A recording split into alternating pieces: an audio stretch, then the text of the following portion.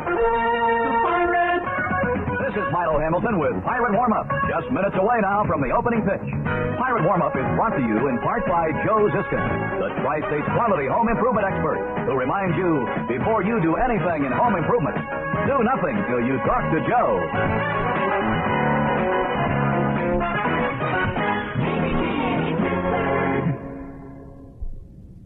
Pirate warm-up time on opening day. Hello again, everybody. This is Milo Hamilton greeting you from beautiful Three Rivers. The sun is out bright, and that means it's baseball time.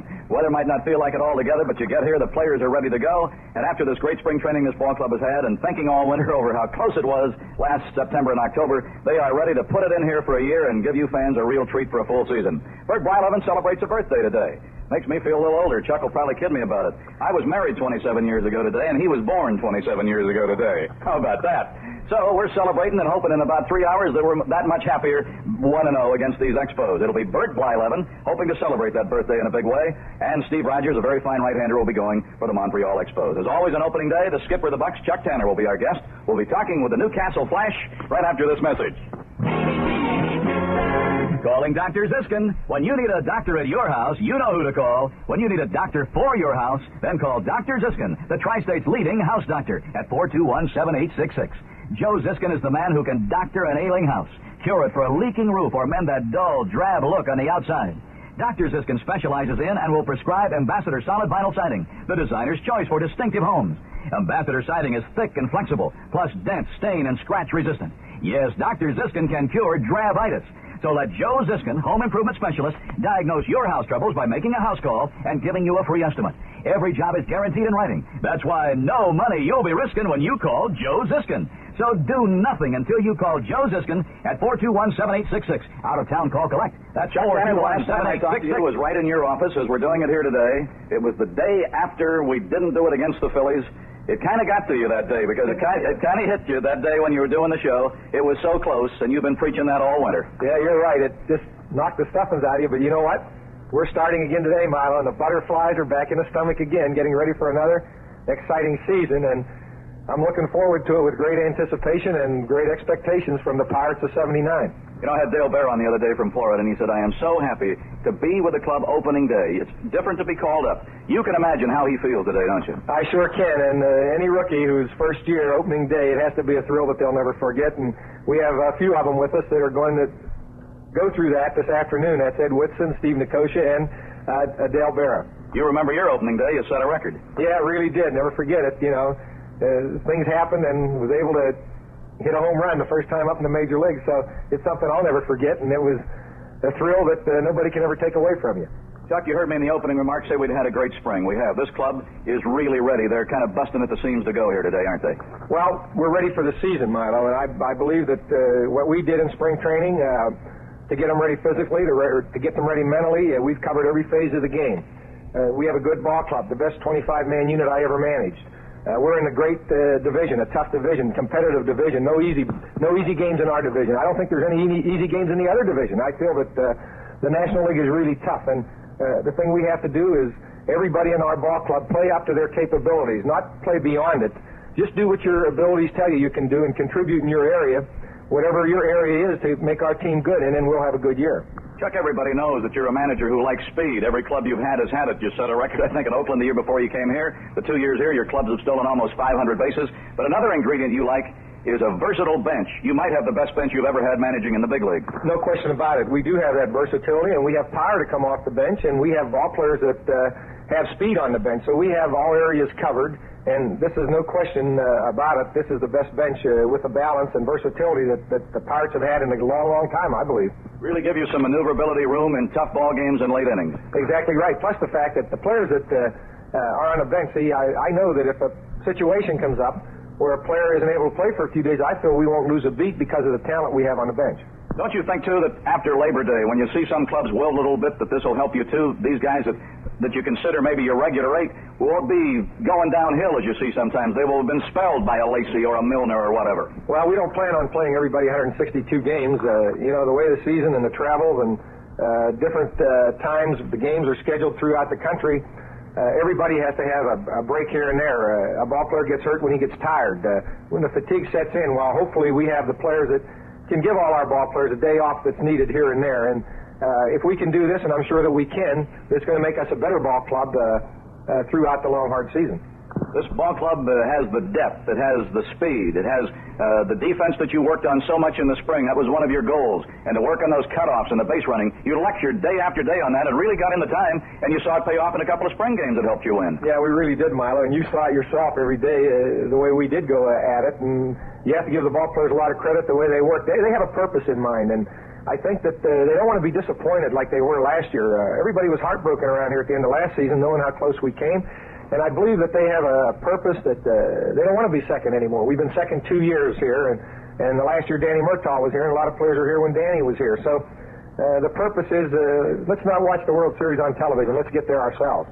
Well, the enthusiasm is there, and it rubs right off from the gentleman who's been our guest. Chuck, looking forward to spending another year with you, and I know it's going to be an exciting, interesting one. And when we all get together in October, we're going to have a lot of laughs. Well, that's the purpose, Milo, and I know the fans, you come out and see your Pirates, and they are your Pirates. You'll see the best player in the game. You'll see great pitching, and you'll see great speed, and you'll enjoy yourselves because not only have they turned things around at the stadium here, beside having a good ball club, they're going to create a lot of interest for the fans so the fans can really enjoy a day at the ballpark. And so that their children, no cheaper place that you can go for entertaining your family and your friends or your guests wherever or whoever is around this area. And you're going to have a lot of fun in the stands, and we're going to give you a lot of fun on the field. So come on out here and see this ball club today and every time you can. Skip, good luck to you. Thanks, Milo. Chuck Tanner, skipper of the Bucks, the Bandolin Bucks, and they will be doing that all year long. We'll be back with a closing note right after this message. It's your way, it's my way, it's our way, the United Way, the United Way. 83 agencies, 170 services at 201 locations serving almost 500,000 people.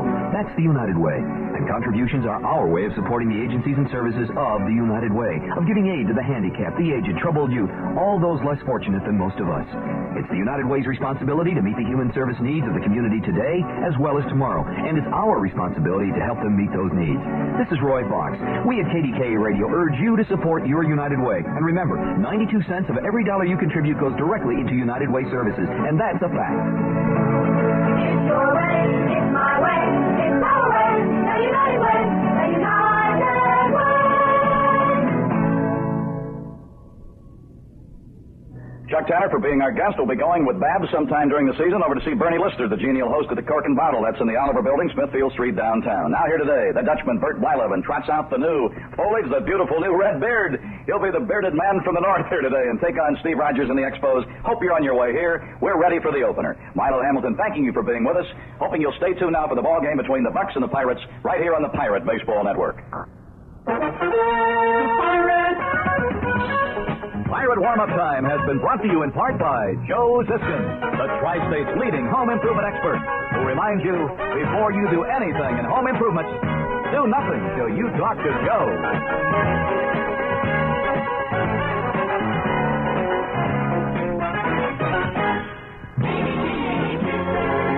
Hello again, this is Milo Hamilton. You know, it's the start of a whole new season of baseball, hot dogs, apple pie, and Barrel Chevrolet.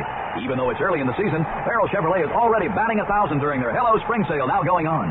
The reason is that Barrel Chevrolet has acres of economy cars that other dealers wish they had. Barrel has plenty of gas-saving Chevette in stock and ready for immediate delivery at little profit prices that you just won't believe. Let Barrel put you in the right car right now. Barrel Chevrolet, Route 19, Wexford. Your Net and Turf store is specialists in the finest tennis, golf, and ski equipment around. Welcome a new addition to their sport family. Now in stock, and not a bit too soon, water skis. Both Net and Turf locations carry EP's Heart Honeycomb, and for the best in family water skiing fun, Cypress Gardens. Net and Turf, the leaders in the tri-state area for skiing equipment, both summer and winter, now also bring you the latest in tennis equipment, like the Rossignol tennis racket. Net and Turf is one of a few sporting stores in the tri-state selected to carry this top-of-the-line racket. And right now, Net and Turf is offering a spring tennis tune-up special. They'll restring and regrip your existing racket for only $19.95. That's a Victor Gut and Victor Grip, only $19.95. Net and Turf, your tennis, golf, and now water ski specialists in 2 locations, the Washington Mall in Little Washington and the new Wheeling, West Virginia store. From 70 West, take exit 2A to Ogilvie Park. Net and Turf. Hi, this is Jack Bogut. You know, every morning I get up and show up for work. I'm living proof that you can do it too, so join me tomorrow morning on KDKA Pittsburgh. Pirate Baseball 79 is brought to you in part by Conn's Wieners, the official hot dog of the Pittsburgh Pirates. By the Red Bull Inn. Visit any of the Red Bull's 13 convenient locations, and they bet you'll be back. And by your nearby Zenith quality dealer, who invite you to see Zenith System 3, the best Zenith color TV ever.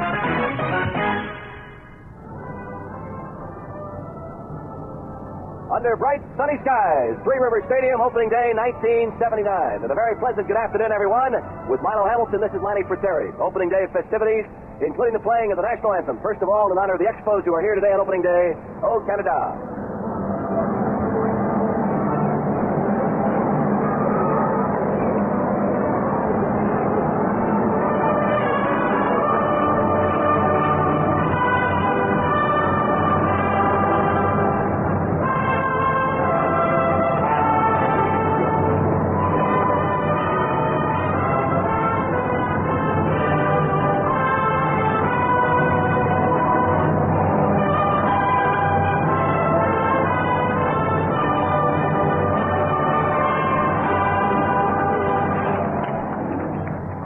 We get set for opening day 79, the playing of our national anthem.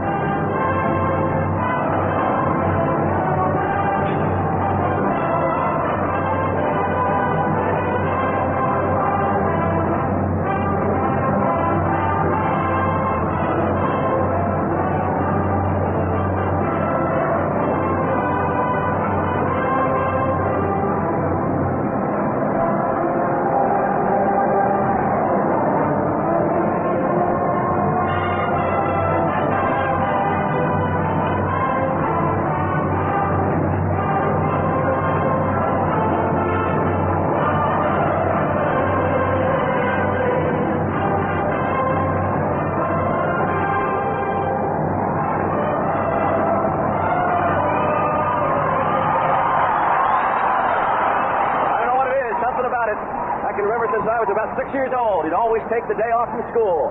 Mom would write that special excuse. You'd find your way at a ballpark around the country. For me, it was Rochester, New York, and sure was the same for Milo in his days in Iowa. Well, here we are at Pittsburgh Three River Stadium, the opener of the 1979 baseball season for the Bucks. And the afternoon brought to you by Budweiser, the king of beers. When you say Budweiser, you've said it all. By Daily Juice Products. Compare the flavor, the quality, and the price, and you'll buy Dailies. And by Chevrolet, inviting you to visit your Chevy dealers on April 19th and test drive the 1980 Chevy Citation. It's the first front-wheel drive with Chevy behind. Our broadcast authorized under broadcasting rights granted by the Pittsburgh Pirates solely for the entertainment of our listening audience. Any publication, rebroadcast, or other use of the description and accounts of this game without the express written consent of the Pittsburgh Pirates is prohibited. Under the contractual arrangements with the Pirates for this broadcast, the announcers for this game have been selected by station KDKA, subject to the approval of the Pittsburgh Pirates baseball team. The umpires are at home plate, talking with the manager of the Bucks, Chuck Tanner, and the skipper of the Montreal Expos, Dick Williams. Let's take a look at the starting lineups. First of all, for the red, white, and blue Expos, they'll have Andre Dawson leading off and playing center field. Rodney Scott has beaten out Dave Cash for the starting second base spot of the Expos. Rodney Scott will bat second and play second base. Warren Cromartie will be the Expo left fielder, and he'll be batting third. Ellis Valentine will bat from the cleanup spot. He'll be in right field. Tony Perez, hitting number 5, will be at first base. Then it's Gary Carter, highly touted catcher of the Expos, batting 6th. Larry Parrish will be in at third base, batting 7th. Chris Spire will be the Montreal shortstop, hitting 8th. And Steve Rogers, sinker ball right-hander, born in Jefferson City, Missouri. He'll be pitching for Montreal and batting in the number 9 spot. The starting lineup for the Pittsburgh Pirates. Chuck Tanner has put the Pirates down in this sequence. It'll be Frank Tavares leading off and playing shortstop. Omar Moreno hitting in the number 2 spot will be in center field. Dave Parker will be batting third. He'll be in right field. Willie Sargent will hit from the number 4 spot and play first base. Bill Robinson, batting number 5, will be in left field. Rennie Stennett hits 6th. He'll be at second base. Ed Ock doing the catching and batting in the number 7 spot. Bill Garner will be at third base hitting 8th. And Bert Blyleven batting in the number 9 spot and doing the pitching. Well, this afternoon, as the Pittsburgh Pirates parrot unveiled to the crowd, he was welcomed to the National League by the Philly Fanatics. Philly Fanatics flown in especially for this opening day ceremony, and they're taking part in a battle head-to-head of dueling banjos. The Pittsburgh Pirate parrot and the Philly Fanatics. The umpires for this afternoon's game, and one of the 4 umpires is a professional umpire. Dave Colon will be behind the plate. He is from the International League. His contract has been purchased by the National League. So Dave Colon will call balls and strikes. Joe Schretz, who is from Barrington, Rhode Island, will be at first base. Ron Hudson from Pittsburgh will be at second. And Joe Mivas from Dormont will be the third base umpire. Pirates take the field. Pirates were a very impressive club at home in 1978. They were 55-26 at Three Rivers. And the Pirates' schedule would seem to help the ball club get off to a fast start, playing a large number of the games at home. Right now, the replay of last year's excitement. And the crowd here at Three Rivers Stadium was once again reliving the excitement of that final weekend against the Philadelphia Phillies. Oh, what a great weekend it was. The big one-run victories over Philadelphia on the Friday night. And then on Saturday, Stargell's grand slam in the first inning. We thought we were on our way, and it didn't work out, but oh, so close. Bert Blyleven going to the mound, second year wearing the black and gold of the Pittsburgh Pirates. Of course, the Pirates, as they take the field today, first time in the club's history wearing their names on the back of their shirts. The mayor of Pittsburgh, Mayor Dick Caligari, is here to throw out the first pitch. He's doing that now, down to the Pirate box, past the Bucko dugout. We had mentioned that the governor, Dick Thornburg, had been scheduled to be here for the opening day and that the mayor would throw out the first ball on Sunday. But because of all the concerns in Harrisburg, Pennsylvania, the governor's mind, quite obviously and appropriately, is on that concern at 3 Mile Island, and so that's where the governor is at this moment, or he's working on things involving that. So the mayor of Pittsburgh here today to throw out the first pitch. Bert Blyleven, as he takes the mound, 14-game winner a year ago, 136 lifetime victories. Came up initially with the Minnesota Twins, and then a couple of seasons with the Texas Rangers. Throws a couple of different fastballs, one that rides, another that sinks. The big trump suit for Blyleven, of course, is that curveball. He'll also throw a straight change, but when you really come down to it, for the Dutchman, Bert Blyleven, control is the important thing. Young man who was graduated from Santiago High School in Garden Grove, California, and he is on the mound. Good to be back home at Three Rivers Stadium. 335 down the lines, 375 to the power alleys, 400 feet to straightaway center field. And you know, it's kind of unusual to do an opening day with a guy that's been with us for a lot of opening days. George Cleve, good friend of ours, has been with us a lot of ball games, engineering our games. I understand George has been under the weather, not feeling well. George, we want you to know that our thoughts are with you today, and we hope you'll enjoy this broadcast as we bring it to you from Three Rivers Stadium. Well, Milo, we're set to go. You were down on the field for the excitement of the pre-game excitement, and I don't know what it is, something about opening day that just brings out the little boy in everybody. Well, it certainly does, and the enthusiasm is here. There's no doubt about it. This town is ready for their buckos to go. And stepping in to lead it off will be center fielder Andre Dawson. Dawson will be followed by Scott and then Cromartie. Hot dog wrappers and such will be blowing around this ballpark today. It's that kind of a day. It's windy and breezy. Everybody came bundled up for it, though, and they're ready for baseball 79 Pirate style. Andre Dawson, right-hand batter, stands right in the middle of the batter's box. Blyleven's first pitch, foul back, and we're underway, and it's strike one. Ends up in the press box, so the Scribes get the first chance at a souvenir here today. Scott off on deck to the left side. He had a great spring for them. They had to find a place for him, and he's starting in place of Dave Cash. Here's the pitch. Strike called, and it's 0-2. Good breaking pitch. Started away inside, broke over that plate, and it's no balls and 2 strikes. The Dutchman brings it. He foul-tipped it evidently, and it's still 0-2. Pittsburgh Chamber of Commerce weather, brother. We got bright sunshine for an opening day. Justin, you did a good job. Great job with that luncheon yesterday, too. Got the bandwagon going. Bouncer right side. Captain Stargell bobbles it, picks it up, throws to Blyleven. In time. Score it. 3-1. That ball played a few tricks with him, but it's cold. Your hands are cold. And the Bucks here today came out of that one all right because he got the good bounce right to him. I think every player in an opening day would like the first ball of the game to be hit to them. They would love to get that first chance out of the way because they're butterflies and you're just so tense and so pumped up. And Willie has the honors of handling that first ground ball. And what a reception he got yesterday at that luncheon. A standing ovation, and a touching one it was. Scott batting left-handed against Blyleven with nobody on base and one away. Pitch to him is up. A strike call at the letters. Scott with a .333 spring had 18 hits. No balls, 1 strike. Blyleven, the opening day pitcher, working. Here it comes. Way inside and low on a breaking ball, and the count is even at 1-1. Be here tomorrow and again on Sunday. Tomorrow, a salute to the Super Steelers. Get here early for that. Then on Sunday, it's Stargell Parker Day. They'll be picking up all their trophies that they earned last year. Here is the 1-1 pitch. Inside, backs him out of there, 2-1. And of course, tomorrow, the first 5,000 to come into the ballpark will get one of the new Pirates' secret weapons to wave. And on Sunday, everybody will get a beautiful picture of Captain Willie and the Cobra. Down low inside. Balls behind Scott. 3 balls to 1 strike. Felipe Alou, who was quite a ball player from the Alou family. His brother Matty, of course, was a batting champion as a Pirate. Felipe is their new third base coach. Ozzie Virgil been there a while. He's over at first. Swing and a foul back. To start the season, Dick Williams has 6 coaches. Pat Mullins, their hitting instructor, is going to be with them early, and then he'll go look at their minor leaguers a little bit. But today, an opening day, 6 coaches. Jim Brewer, Vern Rapp saw Norm Sherry before the game. He looks like he's lost a little weight, but he says he's feeling good. Well, he's running every day after that open heart surgery, and here he is right back in a coaching uniform. That's down low, if the umpire could see it, among all the hot dog wrappers at home plate. And the first base runner is Rodney Scott, their second baseman, via the base on balls. Warren Cromartie stepping in now. Cromartie had a .279 spring. Good solid hitter, this fellow.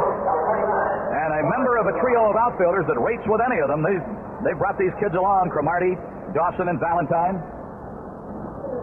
Scott at first with a walk. He has some speed. The Dutchman will have to watch him. Throws over there, but does not get him.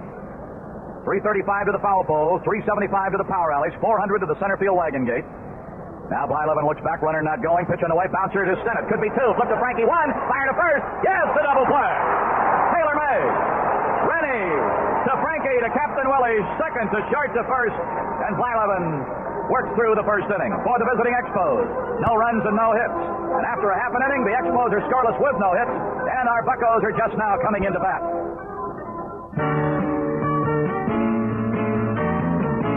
When you say bud, you've said a lot of things nobody else can say. When you say bud, you've gone as far as you can go to get the very best. There is no other one. There's only something left, because the king is leading on again. When you say Budweiser, you said it all. Anheuser-Busch, St. Louis.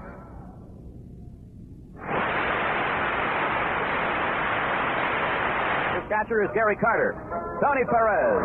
Great credentials over the years with the Reds and with the Expos. Big RBI man. Dangerous hitter. He's at first base. Rodney Scott, a surprise starter at second. Edging out, Dave Cash. Chris Spire, the shortstop. Larry Parrish. Looked as though he blossomed last year the way they wanted him to. He's playing third base. In the outfield, left to right, and we talked about this good young outfield. Warren Cromartie in left. Andre Dawson in center. Ellis Valentine in right. Pirate coaches in place. Joe Lonette, the old Beaver man's at third. Al Monchek is at first. So, we'd like to get off and running here against Rogers, Lanny, because usually, as with good pitchers, if you don't get them early, they stick around, they're tough to get, and he's one of those kinds. Typically, at the start of a season, you'll see the pitchers be ahead in terms of timing on the hitters, and of course, when the colder weather comes around, there's another disadvantage for the hitters.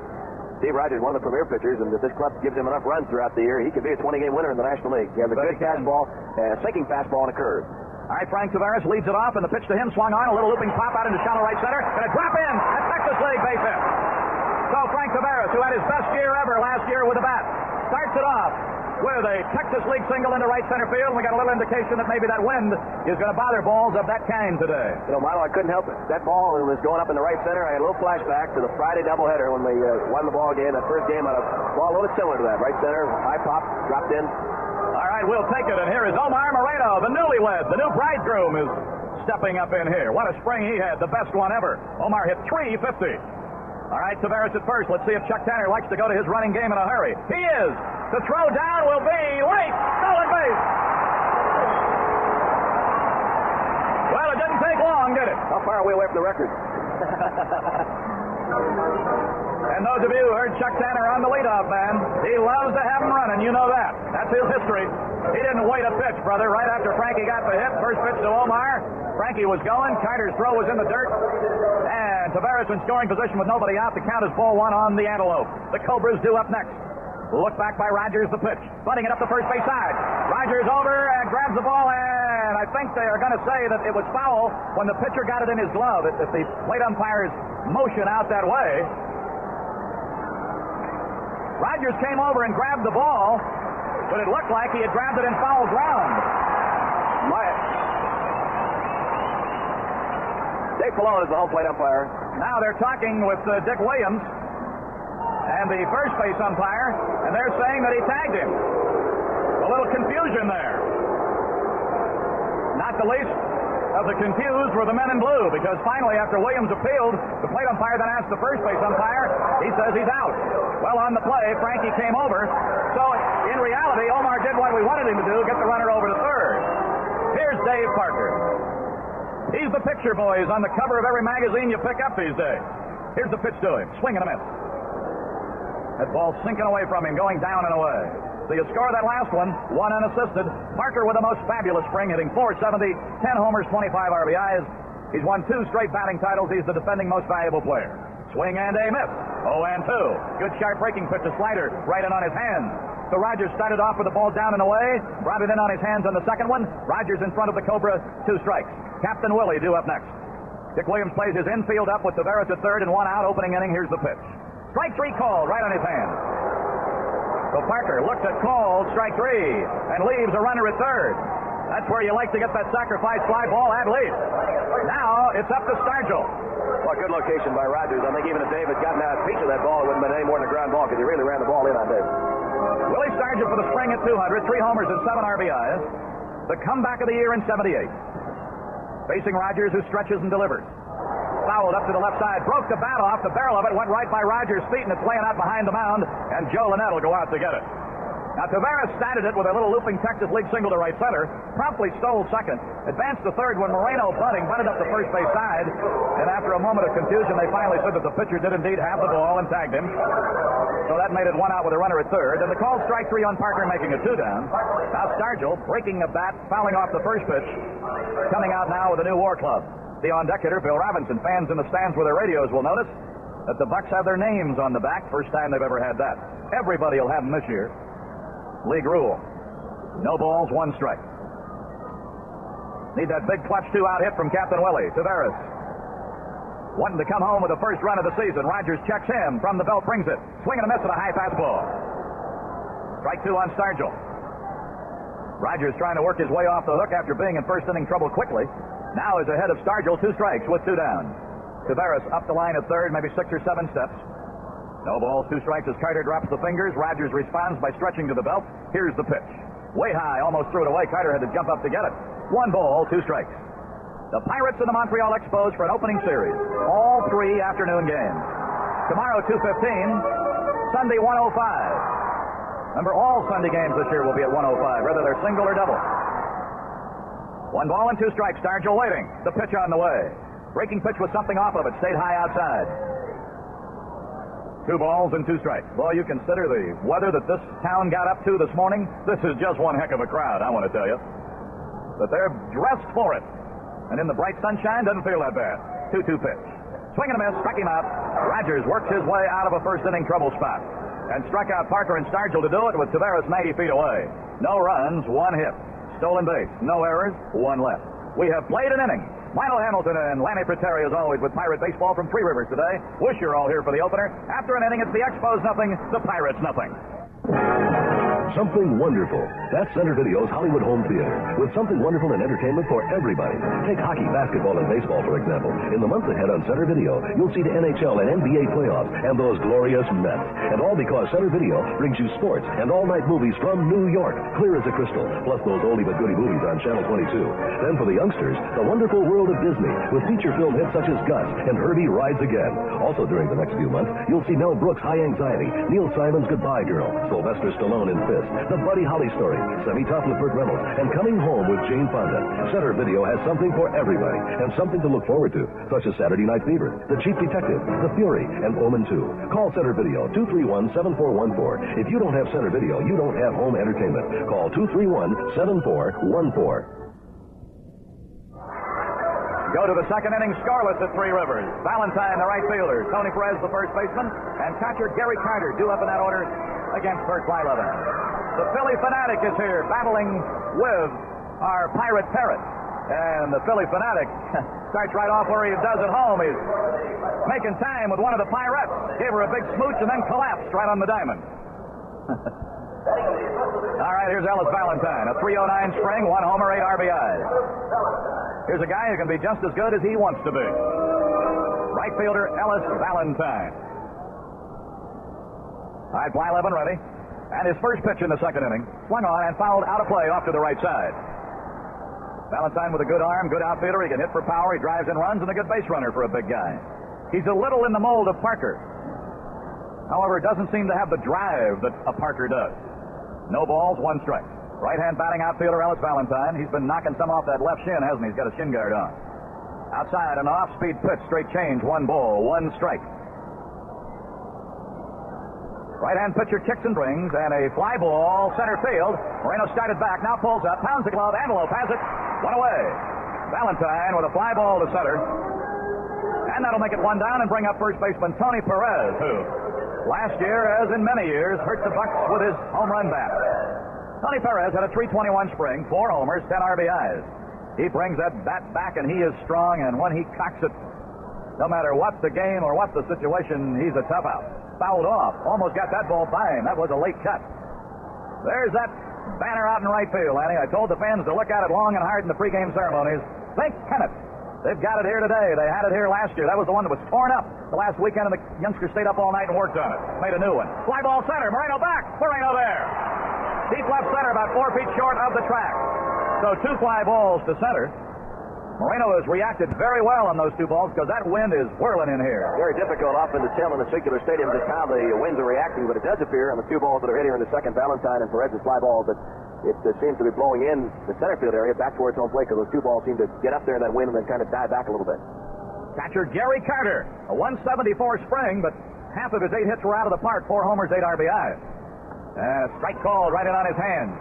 The on-deck hitter is third baseman Larry Parrish. We're in the second inning and no score. Pirates saw a first-inning chance go by the board. Here's the pitch. Breaking pitch swung on, fly ball, right center. Moreno going to have to get on his horse. Won't. Yes, he's got it. Unbelievable. Holy Toledo, what a play. Center field in Three Rivers where the Antelope plays, and does he ever. He's going to get a standing ovation as he comes in here. None of the plays were easy. The last one was tough. He simply outran the ball. Great play by Omar Moreno, and the fans greet him as he comes in on the first base side. 3 up and 3 down for Blyleven. We played an inning and a half. Montreal nothing, the Pirates nothing. Think of yourself in a special way, in a moonlight hollow by Chevrolet. Think of yourself behind the wheel, enjoying the special Monte Carlo feel. Sipping coffee inside. Think of yourself in a personal world of space, comfort, and hushed luxury, with a satisfying feel of the road under you and crisp, classic styling around you that says, this is something special. And it is. Monte Carlo by Chevrolet. Drive one and reward yourself. Think of yourself behind the wheel, enjoying the special Monte Carlo feel. Sipping coffee inside. The new Monte Carlo by Chevrolet. Put a little distance between yourself and the crowd. Before we go to the Pirates' second and Three Rivers here on opening day with no score in our game as yet, but the crowd has been thrilled by a great running catch in deep right center by Omar Moreno. Let's break quickly for station identification. Let all of our stations around the 5-state area tell you who they are and where they're coming from, right here on this, the Pirate Baseball Network.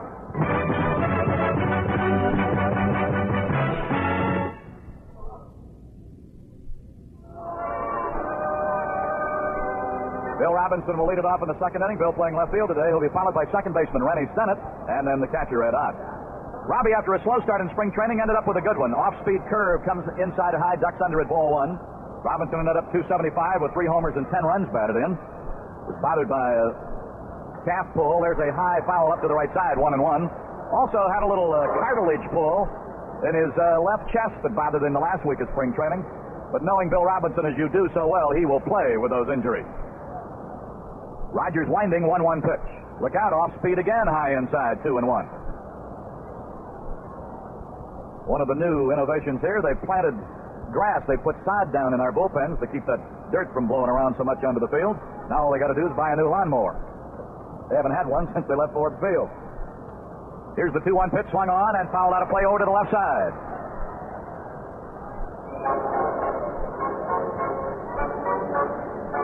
So Bill Robinson with a 2-ball, 2-strike count. Bucks batting in the second. 1 hit. It belongs to Frank Taveras. He's also stolen a base.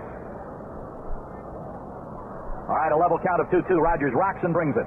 Foul back. Rolls up the screen here to the right side. Speaking of those covers that we were with Dave Parker, he and Jim Rice from the Red Sox share the cover on Sports Illustrated. Parker's the cover on the Sporting News, Baseball Digest. Here's the 2-2 pitch. Swing and another foul out of play over to the right side.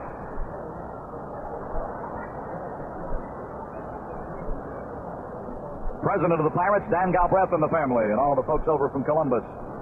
His dad, the chairman of the board, John, I don't think was able to make it today because of the illness of Mrs. Galbraith. Bouncer third.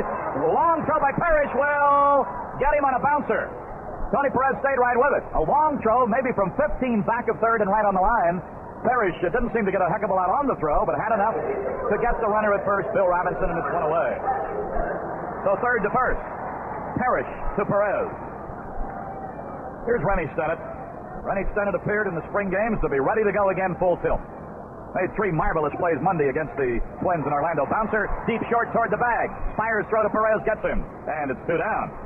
Short to first, Chris Spire to Tony Perez. That'll bring up catcher Ed Ott. Ott with a 271 spring, had 3 RBIs. First couple of weeks of spring training, Ott tried to battle through a sore shoulder. Then they just simply had to give him a few days off and let him be a designated hitter or play outfield in some of the B games.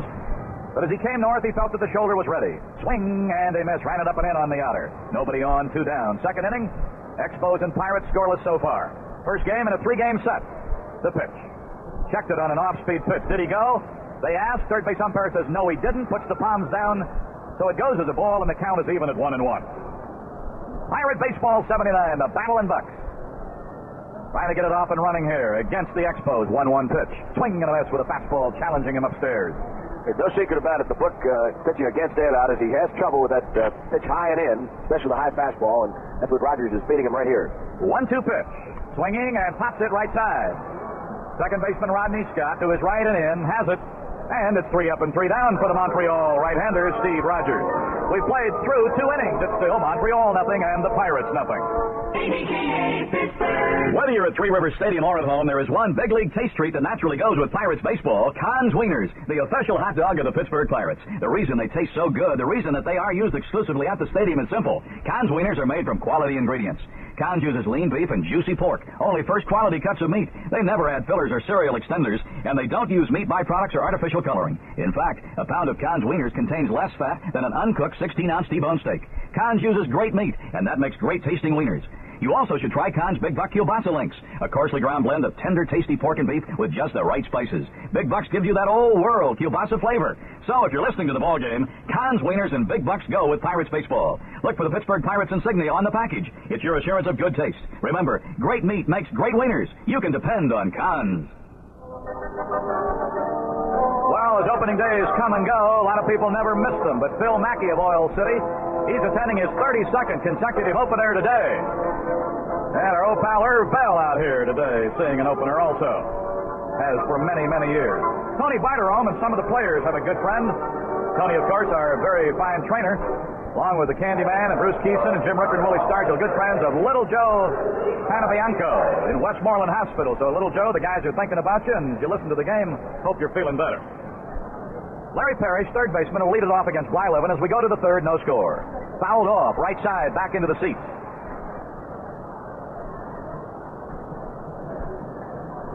Spire has moved on deck. Third inning. Blyleven walks Scott in the first, but then Cromartie hit into a double play. Bouncer toward the hole and shoots through there. A diving Garner couldn't head it off. Robinson up with it, throws it into Tavares out by the second base bag. That is the first Montreal hit of the afternoon, and it comes to lead off the third inning. Straps left his feet and took the headlong dive, but just wasn't able to make it. Not for lack of effort, though, was it? Here is shortstop Chris Spire. Spire was bothered by a back ailment most of the spring, and as a result hit only 118. Batting eighth in the order for Dick Williams today. Runner at first base, not a big lead. Blyleven's pitch down low. 1 ball and no strikes. Pitcher Steve Rogers will be next. Montreal figures to have the best team they've had in their history. They put together a good one in the last couple of years. Throw to first, not close. They've got a representative pitching staff now also. They don't give games away anymore. This is a good Montreal team. Throw to first, a little closer, but he's back in time.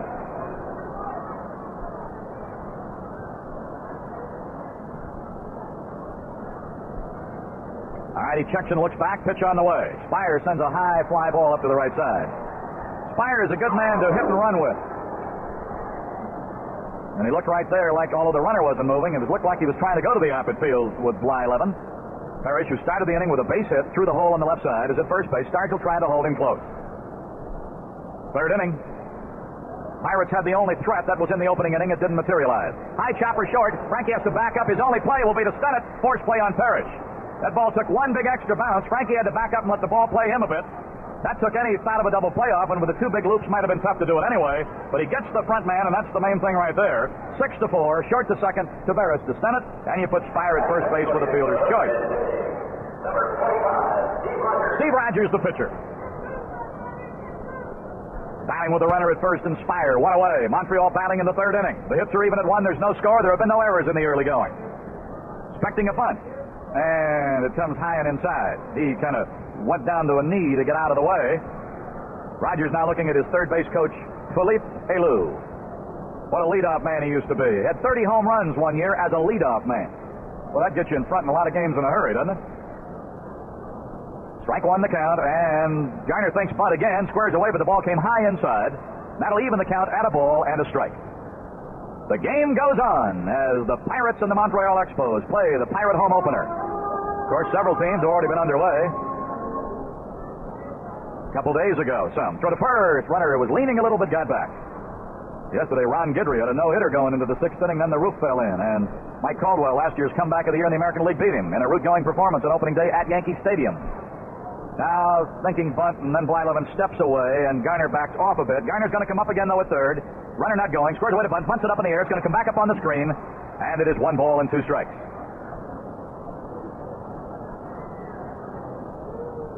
Runner at first, Spire. They're on a fielder's choice.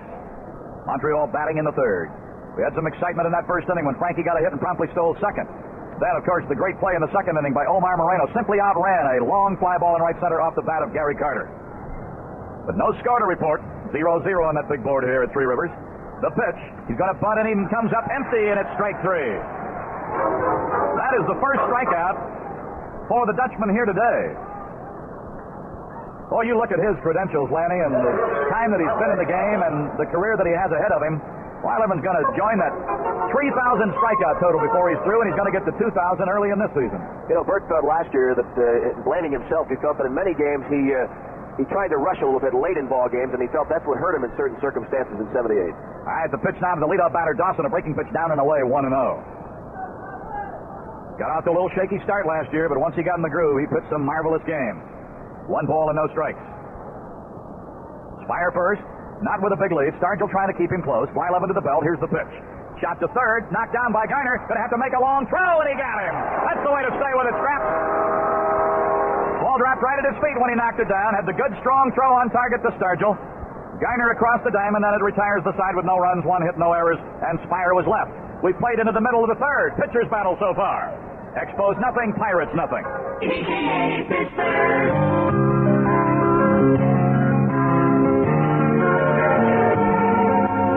You'll be back, coming on back. You'll be back to the Red Bull.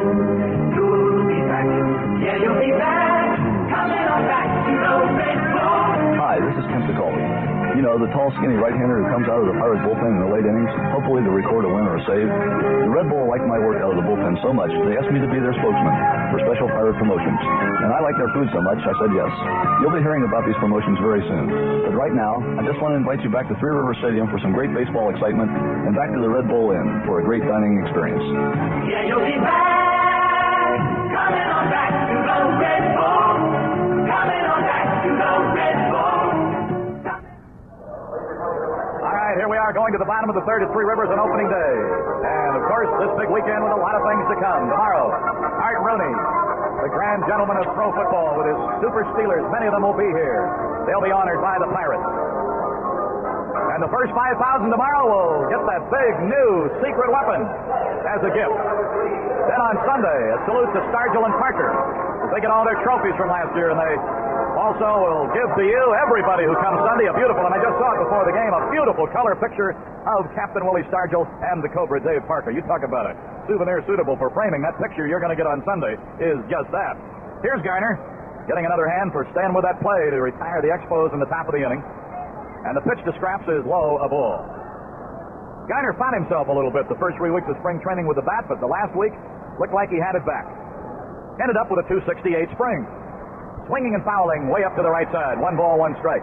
Looked as though the last week that he choked up on the bat a little and shortened up his stroke and was just getting those nice line drive hits out over second and out over short. He's batting now with a ball and a strike, leading off the third. Blyleven on deck, Rogers delivering. There's a strike. Boy, that had some velocity over the knees on the outside corner. I think to an extent, Phil has a habit from time to time of trying to carry a little bit of the club. I think in spring training he wanted to help the club get off to that fast start, and I think he maybe pushed himself more than he really had to. All right, so now with all the garbage flying around by home plate and blowing into our dugout, candy wrappers look like potato chips, hot dogs. Some brown baggers also here, and it's flying all over the place.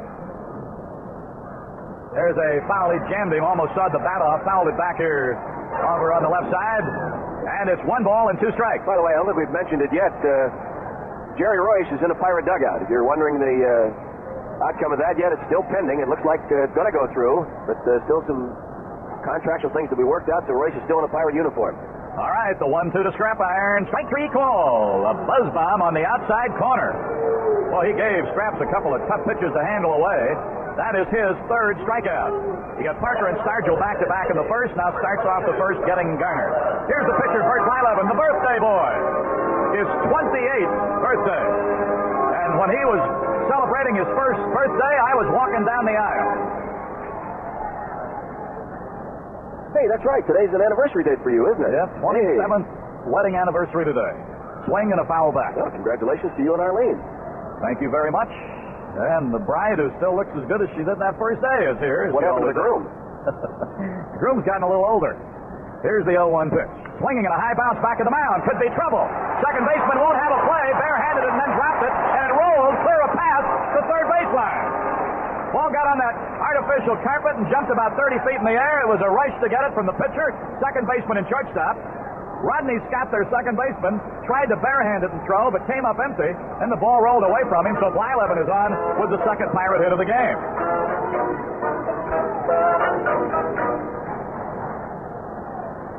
All right, here is Frank Tavares, who has the other hit. He started the first inning with it, a Texas League single into right center field, then promptly stole second base. So here we are with a runner at first. Blyleven has on the windbreaker. You got to wear it today, brother. You don't want that arm to get chilled today. The stretch, look back, pitch to Frankie. Going to punt. Low outside, laid off of it, and it's ball 1. This is the kind of a game where you play for a run. Might be enough with 2 great pitchers going, Blyleven and Rogers. 1 ball and no strikes. The look, the pitch. Bunting foul, rolls off to the right side. Al Monchek will pick it up over there. Well, I was especially pleased with the opening ceremonies today to see the fans that remembered and gave the great welcome to Bob Skinner, who's back as our hitting coach, and to Harvey Haddock, who's our new pitching coach. I know they loved every minute of it, and every round of applause they got made them feel welcome, and we're glad to have them back from the coaching family, joining the holdovers, Joe Lynette and Al Monchek. 1 ball, 1 strike. Tavares waiting, see if the butt is still on. It is, but it's into the dirt, and he lays off a good stop of that ball by Gary Carter. He's a good one back there. He's alive, and he's got a good arm. Used to play the outfield. They made a catcher out of him 2 or 3 years ago, and he's responded back there in good shape. 2 balls and 1 strike. Blyleven at first with an infield hit. Stretch by Rogers, pitch on the way. No bunt this time. Bouncer third. Parrish will go to second. 1. Fire to first. Double play. So that goes around the horn. Parrish to Scott to Perez. Third to second to first. And the double play ends the inning. No runs, 1 hit, no errors with the DP, nobody left. We have now played 3. Milo Hamilton and Lanny Fratteri with exciting battle and buck baseball for you all season long. And after 3 innings, Montreal Expos nothing, Pittsburgh Pirates nothing. Updating the news, some so-called bugs in a pumping system are reportedly hampering the cleanup efforts at the 3 Mile Island nuclear plant near Harrisburg. The pumping is designed to transfer radiated gas from the main reactor building to a radiation-free outlet. The national unemployment rate remains stable at 5.7% for the month of March. Experts see the figure as showing the economy continues to be strong. The Coast Guard continues efforts to rescue 20 crewmen from a Canadian ore freighter breaking up in Lake Erie. The vessel ran into trouble as hurricane-force winds whipped the Great Lakes. The Pennsylvania Turnpike Commission has banned motorcycles and many types of towed vehicles from the toll road due to high winds. The ban will be in effect until further notice. The weather outlook, very windy and cold the rest of the day. A high of only 33. Some snow flurries tonight, diminishing winds dropping down to 22. Sunny, warmer tomorrow, looking for a high of 45. More news headlines following the 6th inning of Pirate Baseball. John Hadar, KDKA News.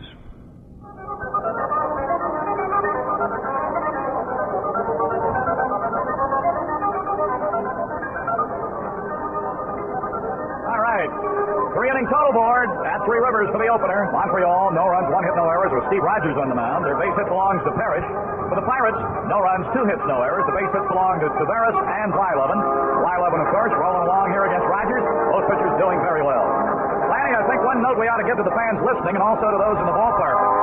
With the radios on, we've got a new traffic pattern making it easier to get out of this ballpark. That's been one of the beefs, and the ball club and the city fathers have responded to it. They're going to make it easier to get out. And when you leave the ballpark, anytime you come, get the new traffic maps as you leave the stadium. They're available at the information booths. And I think if that's one pattern we've seen here in the shake-up in the front office of doing things, they've been good listeners, and they're trying to do things to respond to the fans' wishes.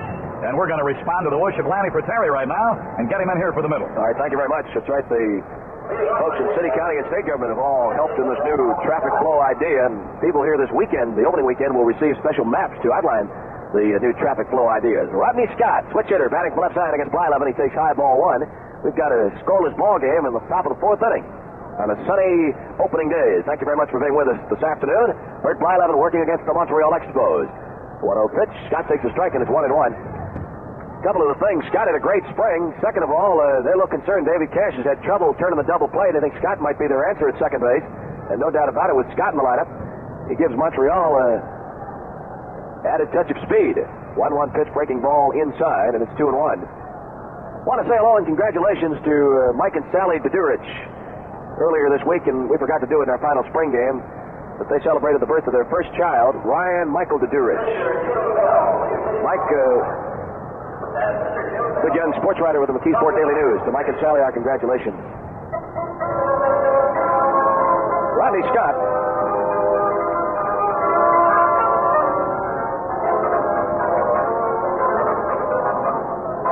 Picked up from the Chicago Cubs, along with outfielder Jerry White, in the deal that sent Sam Mejias over to the Cubs. Trade happened December of '78. Well, the National League yesterday, the New York Mets beat the Chicago Cubs 10-6. And the San Diego Padres knocked off the National League defending champion Los Angeles Dodgers 4-3. Games today, and all the other games in the National League are tonight. The San Francisco Giants at Cincinnati to play the Reds. First, the Giants won the National League opener on Wednesday, fouling Tom Seaver.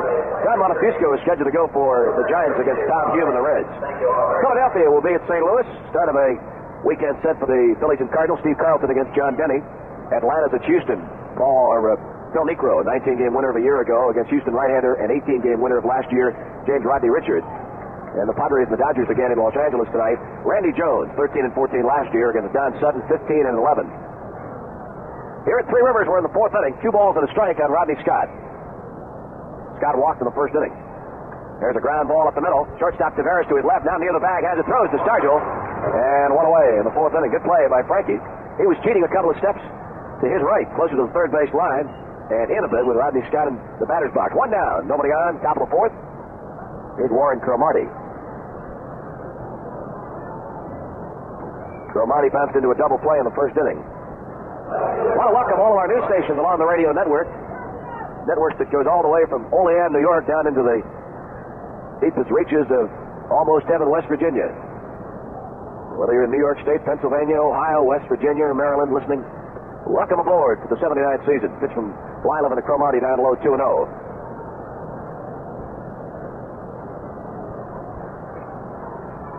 Here's the 2-0 pitch. Jammed him with a fly ball into right center field. Omar Moreno drifting under it. Glove up, makes the catch. And 2 down in the 4th inning. Moreno has 4 putouts in this game already. He handled all 3 fly balls in the 2nd, including the one on Carter, which Omar made an outstanding running catch in the power alley. Send along a speedy recovery wish to one of our concession men. First time in 55 years that he's missed a Pirate opener. Pat Mazza. Pat, hope you're getting better. Here's Ellis Valentine. He's 0 for 1. First pitch from Blyleven, ball 1. Nobody on, 2 down. We're in the 4th. The Expos have only had 2 base runners against Blyleven. One reached in a walk and the other on a base hit. A single. Valentine takes a strike and it's 1-1. got Valentine on the cleanup spot. We've seen him number 3 spot. Now I got him number 4. 1-1 pitch. Down low, 2-1. And a note from Vice President Joe O'Toole. Passed it along that Mr. Ange Monaco and Mr. Mike Levov, great Pirate fans, they're missing their first Pirate opener in many, many years. Ange and Mike, good to see you out here, back with us real soon. Pitch, 2 balls, 2 strikes.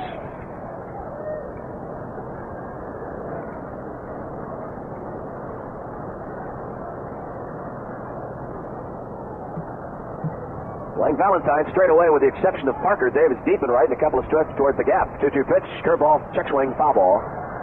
Off to the right, out of play. Bert Blyleven, born in Holland. He and his family moved to Saskatoon, Canada when Bert was 2 years of age, and then when Bert was 5, the family moved into California. Here's the 2-2 pitch. Outside, 3-2. Bert's dad in California drives a molasses truck. Big family. Bert is one of 7 children. He has 4 brothers and 2 sisters. And this is his 28th birthday. Nobody on, 2 down, no score in the 4th inning. 3-2 pitch is down low, ball 4. Second walk issued by Blyleven. You know, Lanny, we've talked about it with a little nip in the air here today, but you really got to give these great athletes a lot of credit. A lot of people say, well, they're pros, they got to be playing in this kind of weather. But in this kind of game where you don't have that chance to go for that contact and brush it off and get ready, it's tough to get loose on a day like today. And you see Blyleven continually blowing hot air into his hand. It's tough on the hitters. Every time they make contact, that bat stings today. Yeah, it's a little different. Pitcher is fouled off by Perez. He lined it down there at bullpen. Strike 1. Fine catch down that left field line. And it makes it doubly tough when you think 48 hours ago we were basking in 80-degree temperature. Yeah, it's tough for the fans, too, trying to catch a foul ball. You don't bring a pair of gloves along on a day like today, you'll remember opening day for about 4 months. Here's the stretch by the Dutchman to the first base, and Valentine is back safely 2 down. Nothing like an opening day. Oh, it is something. Here's the stretch by Bert. 0-1 pitch. Over the top of the fastball. Perez takes a strike, and Blyleven has Perez in a hole 0-2. You know, Dale Barry, remember I talked about it on the air the other day. He told me how much it meant to him to be here, that he was going to be here opening day. I watched him as I was mentioning him in the dugout for the opening ceremony. His eyes were as big as saucers. Oh. Here's the 0-2 pitch. Bounce foul outside of third. Of course, Dale was very young when his dad played with the Yankees, but I'm sure he remembers a lot of the opening days of the New York Mets.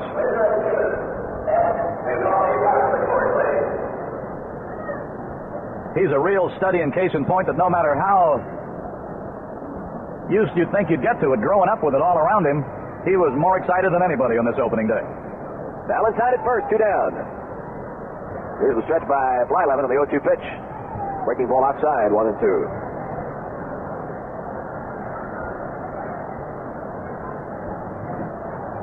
Valentine at first base. He walked after 2 away. Rodney Scott led off the inning and bounced that. Cromartie flied out. See what they do with Valentine here on a 1-2 pitch to Perez. He's running. Thought he might be. Ball 2. Out throw to second base. Not in time. Ball hit the runner, but Tavares backing up as the ball skipped into center field.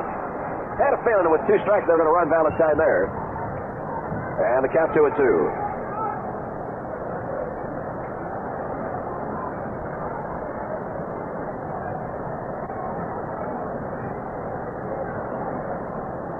No score in the ball game. Valentine is the first Montreal runner to reach second base. Bucks had a chance in the first. We were knocking at the door with Tavares at third. Rogers closed the lid on the Pirate opening inning rally. 2-2 pitch. Over the top of the curveball, struck him out. Second strikeout for Blyleven. Montreal in the 4th. No runs, no hits. 1 man left on base. And after 3.5 innings of play, it's the Pirates nothing and Montreal nothing. When you say Budweiser,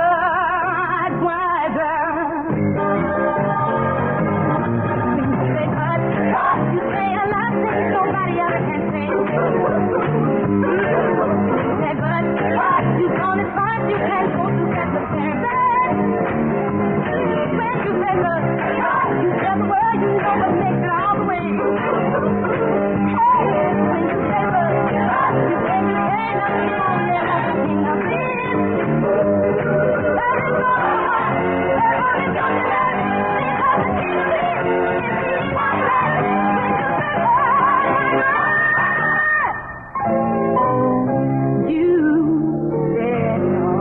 Anheuser-Busch, St. Louis. Back at the stadium, the Pirate Parrot is out, and he's dancing to disco into a song. It's one of my favorites, too, by Herbie Mann called Superman, and it's a good one. Bottom of the fourth inning about to come your way. Steve Rogers, we're in Mr. Rogers' neighborhood this afternoon. He's battling the Bucks in a scoreless ball game, and bottom of the fourth, it'll be Omar Moreno, Dave Parker, and Willie Stargell. I want to send out congratulations to sportscaster John Sanders and producer-director George Christensen, the entire staff that put together last night's special on TV, too. Looking to the Pirates in 79, an excellent half-hour television production featuring all the Pirates, special features of Phil Garner, Willie Stargell, and Dave Parker. So John and George, the entire crew, put that together, spent a lot of time and a lot of work in on it. Congratulations. Very well done. Omar Moreno leading it off, left-handed batter. He takes high, ball one. Larry Parrish is up a couple of steps at third. Here's the 1-0 pitch. Line to left. Base hit. Cromartie's going to play it on one hop. That is hit number 3 for the Bucks. Lead-off single, and Moreno went to the opposite side. It's important keys. One Omar hitting the ball on the ground more and going to the opposite field, and he went to left field there. Dave Parker will step in. Dave looks at a called third strike in the first inning. Bonchek having a word. Pirate first base coach with base runner Omar Moreno.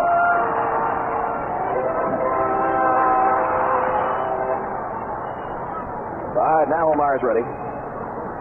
Still time for a moment. First base umpire is Joe Schratz. Of the 4 umpires working today, the one behind the plate, Dave Pallone, is a professional umpire from the minor leagues. Go to first base. Pallone, 4 years in the International League. His contract has been purchased by the National League, and that is pretty much what the National League is doing in this opening weekend. They've picked up the contracts of some minor league umpires and are using them to supplement local umpires or guys that have had professional experience, like Ron Hudson, who's the second base umpire. He worked the Appalachian League a couple of years ago. Run at first. Omar dives back safely. I think Blake Cullen told me they now have 4 umpires under contract plus Paul Pryor. And he indicated that they would, even if and when the other umpires come back, they'd stay in the National League and work the games. Runner going. Pitch is fouled off up on the screen. Strike one. And they have special advisory people from the National League in all of the cities. Blake Cullen is here. Probably saw Tom Gorman downstairs, too. He's the supervisor of this crew, Lanny, and he's here to instruct them and relax them, also to go over the ground rules in great detail. He was down in the field doing a lot of that so that they would be ready for the opening assignment. Tom Gorman, former National League umpire and quite an after-dinner speaker. Go to first base. Also has a new book that's coming out that I'm looking forward to. Got the title on that yet? I have not, and I'm hoping while he's here, maybe we can get him on to talk a little bit about it. He's a funny guy. No score, bottom of the fourth. Throw to first base. Moreno dives back safely. Pirates here in the fourth inning, a leadoff single by Omar. Pirates back in the first inning, got a leadoff single from Tavares. Then Frank swiped second, moved to third on Moreno's bunt. But Rogers was able to punch out Parker and Stargell to close down the Pirate first inning. 0-1 pitch. Parker swings, pops it foul, third base side. It's going to be out of play.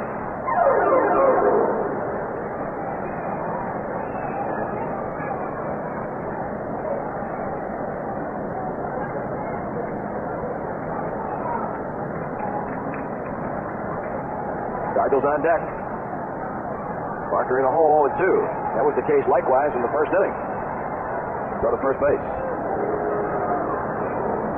Omar Moreno, he's been in the Pirate organization for a decade now, signed as a 16-year-old, and looks like this is the year that he had a chance to really come into his own. Likeable young man.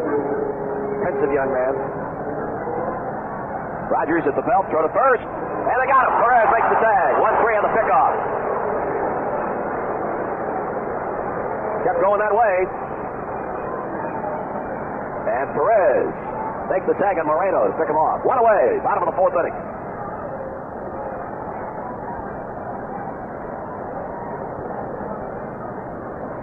We mentioned Dave Pallone behind the plate. Joe Schratz at first, Ron Hudson at second. Joe Mibus is the third base umpire from Dormont.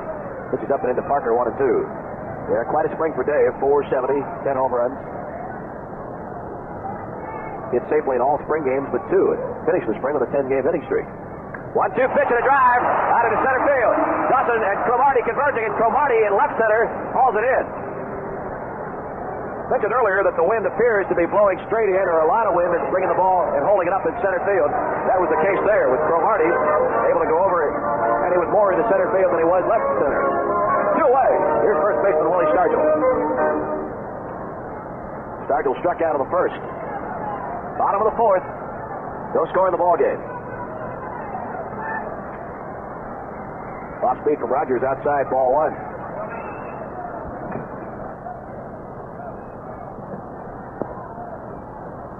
Steve Rogers delivers. Stargell swings and a broken bat base hit into right center field.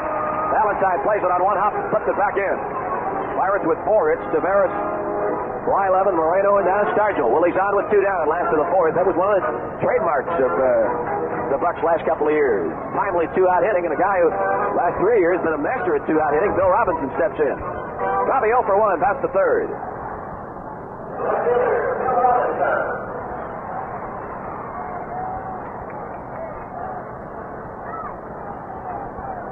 Here's a stretch by Rogers. The pitch to Robinson, a ground ball to short.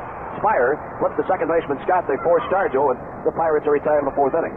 No runs, 2 hits, 1 left. After 4 innings in play, opening day 1979. The Pirates nothing and Montreal nothing. Something wonderful. That's Center Video's Hollywood Home Theater, with something wonderful and entertainment for everybody. Take hockey, basketball, and baseball, for example. In the months ahead on Center Video, you'll see the NHL and NBA playoffs and those glorious Mets. And all because Center Video brings you sports and all-night movies from New York, clear as a crystal, plus those oldie but goodie movies on Channel 22. Then for the youngsters, the wonderful world of Disney, with feature film hits such as Gus and Herbie Rides Again. Also during the next few months, you'll see Mel Brooks' High Anxiety, Neil Simon's Goodbye Girl, Sylvester Stallone in Fist, The Buddy Holly Story, Semi-Tough with Burt Reynolds, and Coming Home with Jane Fonda. Center Video has something for everybody, and something to look forward to, such as Saturday Night Fever, The Chief Detective, The Fury, and Omen 2. Call Center Video, 231-7414. If you don't have Center Video, you don't have home entertainment. Call 231-7414. Well, for the opener, everybody decked out in new uniforms. The grounds crew has new jackets, new pants. Members of the Pirate staff have some new caps that they're wearing. Good to see Lou Bucci again. Good friend who runs the press elevator. American League afternoon games. Texas at Detroit canceled due to inclement weather. And the White Sox are at Baltimore. It'll be Ken Krevick against 20-game winner Jim Palmer. Take that, would you? Thank you. Top of the fifth inning. No score in the ball game. It'll be Gary Carter. Carter flat out, and Moreno made an outstanding, typical antelope running catch. Expos have 1 hit off Blyleven. Pirates have gotten 4 hits off Rogers.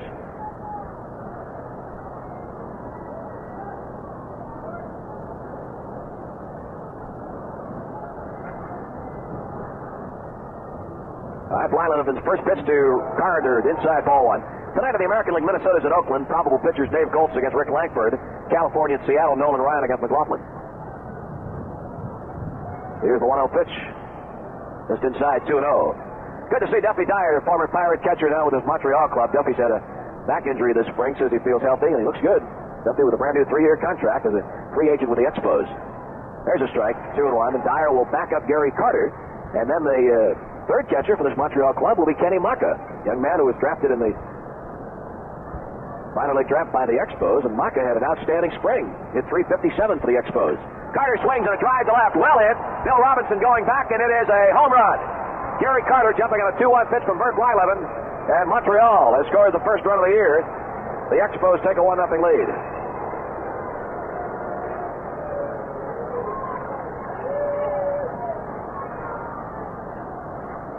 Carter a year ago, 20 home runs, 72 runs batted in, and has the first home run of the year for Montreal. Nobody out, nobody on. Top of the fifth. Here's third baseman Larry Parrish. Parrish with a base hit in the third. Only other Montreal hit, he takes a strike in the inside corner. 0-1 pitch. Swung on and a drive down the left field line, but it's going to curve foul. Into the seats up over the Pirate bullpen. No ball, 2 strikes. Well, the world champion Pittsburgh Steelers will be saluted tomorrow afternoon here at the stadium. Art Rooney will be honored before the game and will throw out the first pitch. Also, some of the Steelers will participate in a home run hitting contest prior to the game, and that's not all. The Pirates' new secret weapon will be unveiled tomorrow, and the first 5,000 fans attending the game will get one free. Here's the 0-2 pitch. Check swing. Check the first base umpire, but he didn't go. 1 ball, 2 strikes. So if you love the Pittsburgh Steelers and like to honor them for their great season, plus see a great baseball game, the spot tomorrow is here at Three Rivers tomorrow afternoon for the Super Saturday Salute to the Pittsburgh Steelers. Game time 2:15. Gates will open tomorrow at 12:45. Pitch inside to Parrish. 2 balls, 2 strikes. Blyleven delivers, and it's outside. So Burt jumped down in front 0-2, and now it's a full count. Montreal 1, Pirates nothing. Top of the 5th inning. Payoff pitch. Fouled off to the right.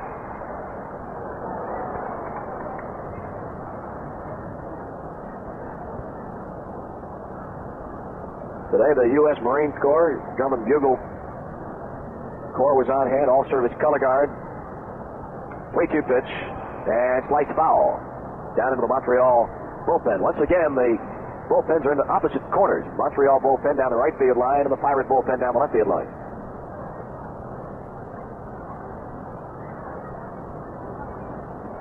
The Newcastle Red Hurricane Marching Band is going to perform tomorrow here at the stadium. 3-2 pitch, swung on and popped up foul down the right field line, back out of play. So Parrish hanging tough on a couple of 3-2 pitches from Burt Blyleven.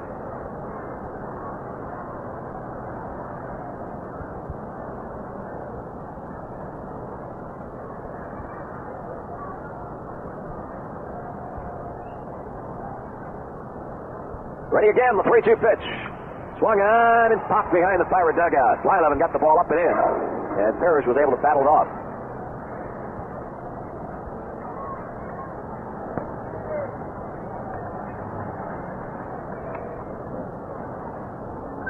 Burt Blyleven celebrating his 28th birthday today, facing the Montreal Expos in the opener. Don Robinson will pitch for the Pirates tomorrow against Ross Grimsley of the Montreal Expos. Here's the 3-2 pitch. A base hit. Skimmer into right field. Parrish is 2 for 2. Runner on, nobody out in the 5th inning. Montreal leading 1-0. Here's shortstop Chris Spire with Steve Rogers, their pitcher, on deck. Shortstop Chris Spire.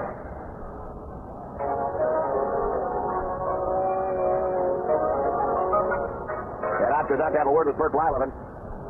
Mentioned earlier that Burt felt one of the problems of a year ago that he had a tendency to rush things a bit late in ball games. And over the winter months, Burt talked with a visual dynamics expert, the principle being that you should visualize a pitch before you actually throw it. Now here's the stretch. Runner going. Pitch is swung on and fouled off. Strike 1. Manny Sanguin just headed down toward the bullpen with our new bullpen member, Enrique Romo, with him. So, with 2 straight hits here, one of them being a homer, Chuck Tanner and Harvey Haddock probably feel that maybe they need to get somebody heated up down there. Could be very. Milo mentioned earlier, day like today, tough to get loose. Burt was coasting along pretty good. First 4 innings. Had given up only 1 hit. Had walked a couple of batters. Blyleven, of course, a good control pitcher. 1 strike pitch, ground ball right side. Stennett has it. Turning, throwing to Blyleven, covering, and they got a good play. Stargell and Stennett converts on the ball. Stennett had to make the play, and Blyleven had to cover first. Well, we've had some good defensive plays, and that one 4-1. They out at first base. On the ground ball, Parrish moves down to second. Boy, Rennie really covered some ground there, didn't he? Very impressive, and of course, going far to his left to make the glove stop, and then having to turn quickly and throw partially off balance to a moving target, Blyleven in this case. Here's Steve Rogers. What's a big out right there? Runner at second. Breaking pitch outside, ball 1. Montreal 1, Pirates nothing, top of the 5th. A leadoff home run by Gary Carter. And indeed, Romo is warming up in the Pirate bullpen. 1-0 pitch. Line shot. Blow it right center. Hold it down, 2 away. Slicing line drive right side of the infield, Stennett. Jumping up and pulling down the rebound to close out Rogers, and 2 away. So Stennett has turned in back-to-back defensive gems here in the 5th. So the cold weather that you worry about him, especially, probably more than anybody on the club, he's responded with 2 gems here in a row. Well, it's the right ankle, of course, fractured near the end, August of 77, and then in spring training this year, twisted that left ankle. But he got the good spring and was able to make the play. Here's the top of the batting order. Andre Dawson, who's 0 for 2, has bounced out twice and takes high ball 1. Those 2 defensive plays right there could be a catalyst. Close out Montreal here in the 5th and maybe open up the Bucks offensively in the bottom of the 5th. It's 1-0 Montreal. 1-0 pitch. Ground ball. Base hit left field. Robinson charging. Grounding third. It's Parrish. Here's the throw to the plate. It's not in time, and the runner moves down to second base. I'd had to go out and get the ball. So on the throw, Dawson will get credit for an RBI single, go to second on the throw. It's now 2-0 Montreal. Dawson and Parrish swapping positions. Now it's Dawson down at second base. Expos have 4 hits. 3 of the 4 here in the 5th inning. Here's second baseman Rodney Scott. Walked in the first inning and bounced to short in the fourth. Left-handed batter, deep in the batter's box. Swings and pops it foul. Scott played a little bit at third base for the Cubs last year. Steve Ontiveros, you'll recall, a year ago, was out some time with injury.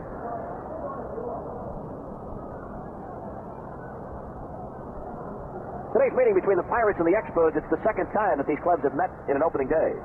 The other was back on April the 10th, 1974. Pitch inside, 1-1. The Expos won that game 12-8 in 13 innings. A home run by Carter. 2-out RBI single by Dawson, driving in Parrish, giving Montreal a 2-0 lead.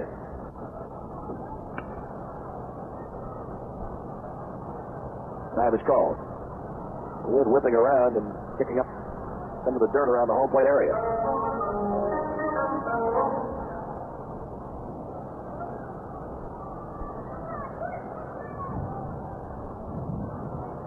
Wylev set, checks the runner. 3-2 pitch is fouled off. Billy Fanatic here today to welcome the Pirate Parrots to the National League, and the Bucks will be in Philadelphia. 2 games set with the Phillies Monday night and Wednesday night. John Candelaria is scheduled to go against Dick Ruthven in a Monday game, and it looked like Burt Wylev would go against Steve Carlson in a Wednesday game. 3-2 pitch, line to Garner. He knocked it down, throws to Stargell, and Scott is out. Montreal in the second gets 2 runs on 3 hits. Solo home run by Carter, 1 left on after 4.5. It's Montreal 2 and our Pirates nothing. It's natural to walk the best, to reach for a brass ring, to find the trappings, leave the wrappings. It's a natural thing. It's imitation for you. We've got something for you. Know you're gonna like it. It's the natural thing. Come on. Come on, get Daily. Come on. Get natural. Come up to the natural thing. Compare prices on fruit juice products. You may be spending more money for less quality. Daily Juice asks you to compare prices.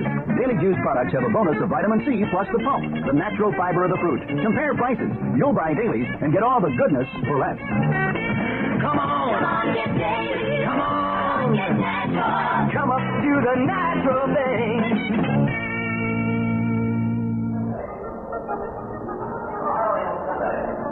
Bottom of the 5th inning. Steve Rogers for Montreal. Now it's on the mound with a 2-0 lead.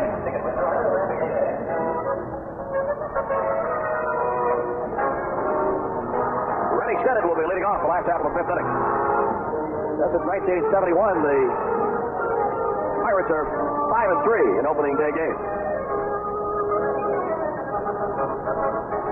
This is the 6th time the Pirates have begun the season at Three Rivers. Last year the Bucks opened up, knocked off Chicago.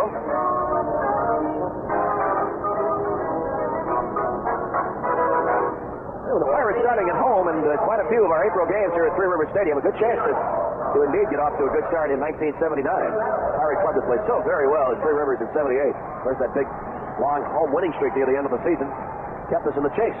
Here's the pitch to Stennett. It's a strike on the outside corner. Ready? Grounded to short. His first time up, back in the second. 2-0 Montreal. Here's the 0-1 pitch, and foul on a play. Pirates played 10 of their first 12 games at home. After the 2 games in Philadelphia, Monday and Wednesday of next week, come home for a week-long set. 4 against the Cardinals, 3 against the Phillies. 0-2 pitch. Stennett swings and misses. Carter will tag Stennett, and that is strikeout number 4 for Steve Rogers. Rogers, a good control pitcher. He's not walked the Pirate batter. 2-0 Montreal leads. Last half of the 5th. Here's the young man from Muncie, Pennsylvania, Ed Ott. 0 for 1. Left-handed batter.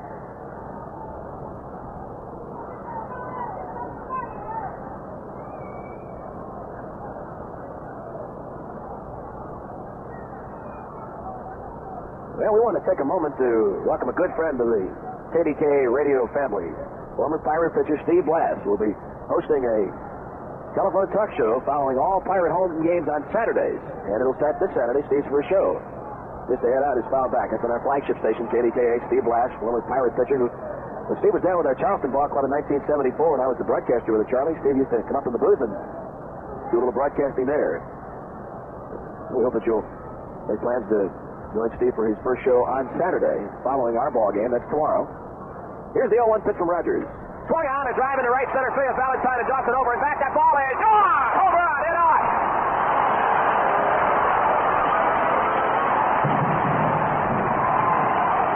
Fireworks in the skies on opening day. Hit on jumping on an 0-1 pitch. First home run of 1979 for the Pirates. It's down 2-1 ball game. Montreal's lead is cut to 1. And it'll bring up Bill Garner. Right center field. Ball carried well, the outer. Brings us back to within 1. So the two catchers here this afternoon have hit home runs. Garner swings, driving to right field. Valentine going back, warning track, and reaches up, makes the catch.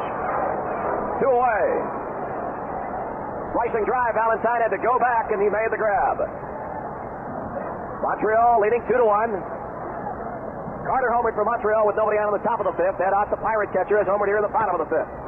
And throughout our broadcast in 1979, Pirate fans will be receiving tickets with every Pirate home run. Here's Blyleven. He takes a strike. You'll be hearing details throughout the broadcast, throughout the 1979 season, on how you can send in your postcard and possibly win tickets and maybe a color TV set. Here's the 0-1 pitch. Strike on the inside corner. So our first winner of the year for Ed Ott's home run is Donna Doherty, Parker, Pennsylvania. Congratulations, Donna. You've won a pair of tickets to a future Pirate home game. 0-2 pitch.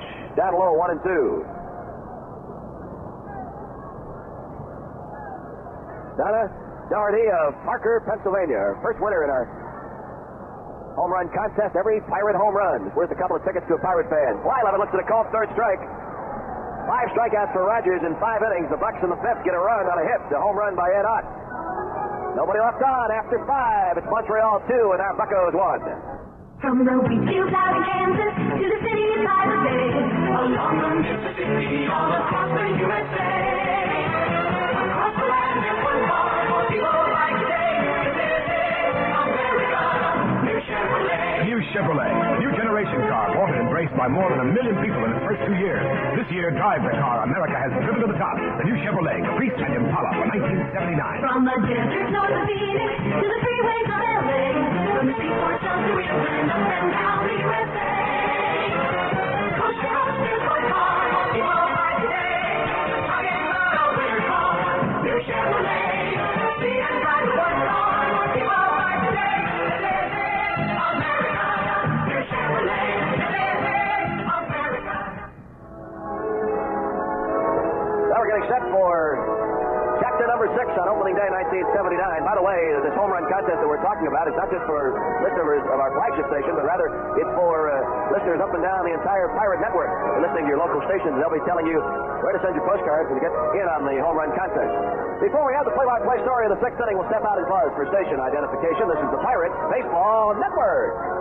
This is Roy Fox, inviting you to join me in the Fox's Den tonight, right here, 6 o'clock, 333-9393 on KDKA Pittsburgh. With Lionel Hamilton, this is Lanny Terry. Top of the 6th inning, Montreal leading 2-1 against Bert Blyleven and the Pirates. Warren Cromartie will lead off. Cromartie is 0 for 2, has passed into a double play and slides to Moreno in right center. He's the number 3 hitter in the batting order. That's side ball 1. Dick Williams Ball Club that has 3 players that were on the 78 Pirates in spring training a year ago. Here's the 1-0 pitch. Bounce up the middle, shortstop Tavares. Up behind the second base bag, throwing, but not in time to get the speedy Cromartie. Ball took an unusual hop out by second. The ball seemed to catch Tavares in the palm of the glove. Frank had to hesitate a moment. And it's been scored as an infield single. Cromartie is on, leading off the 6th. 5 hits for Montreal. Brings up their cleanup batter, Alice Valentine. Correction, make it an E6.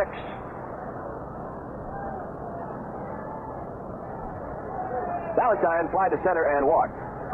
Blyleven in the first 5+ innings, 2 strikeouts, 2 walks. Runner leads away. The pitcher swung on and popped foul down the first base side.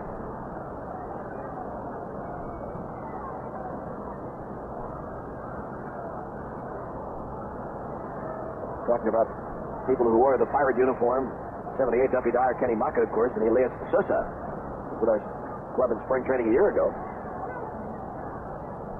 Here's the 1 strike pitch, and it's down low, 1-1.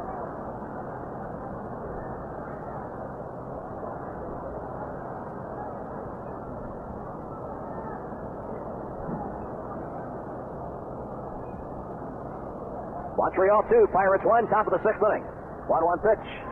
There's a fly ball into right field. Parker fell down. The ball is well hit. It's caught by Parker. No! No, he dropped it. Looked like he had it for a moment. Now they've got Valentine between first and second. That is thrown to Stargell. They got him on a rundown. Stargell chasing Valentine towards second. Tavares will make the tag. Boy, crazy mixed-up play, but he came out of it pretty good. Parker fell down as he initially broke for the ball, but he was able to get up in time and get to where the ball came down on the warning track. Then he got the glove on it, bobbled the ball, and fell to the track. Valentine, without looking, went around first base and then realized that Cromartie, who was a bit confused, stopped at second. So it is an error charged on Parker, allowing Valentine to reach first. And then what was it, 9-4-3-6? 9-4-3-6 was the putout. All right, the batter now, Tony Perez. Outside ball 1. It was funny, Dave was down, then he was up, he was all right, then he dropped it, and he got it back in, then we got the out. All's well that ends well. The only thing the Expos got out of it is Cromartie got a base. 2-1, Montreal leads, top of the 6th. Blyleven set the 1-0 pitch, and foul back.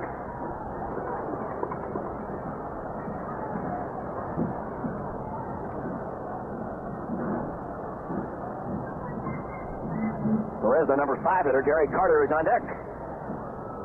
Pirates and the Expos again tomorrow afternoon here at Three Rivers. Game time 2:15.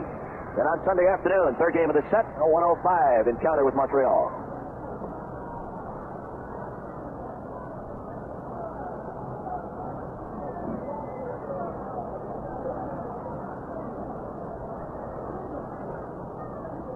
Blyleven set, check of the runner, 1-1 pitch. Ground ball foul outside of third. Between the bag and the coaching box, 1-2.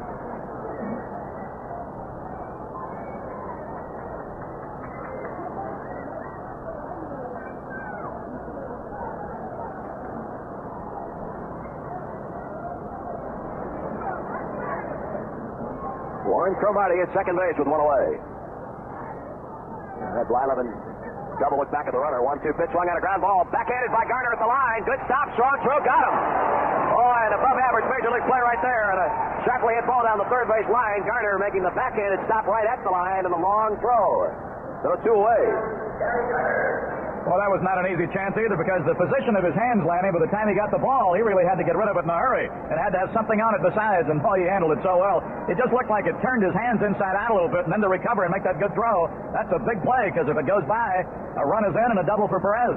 Yes, indeed. Gary Carter steps in, takes a strike. Carter robbed of an extra base hit on a good running grab by Moreno in the second, and Carter homered in the 5th. Montreal leading 2-1. Ed Ott has homered for the Pirates. We're in the top of the 6th. Cromartie at second, 2 down, 1 strike pitch, ground, no, foul ball, caught Carter in the batter's box. And he's walking it off. Took quite a shot off of a foot. No ball, 2 strikes.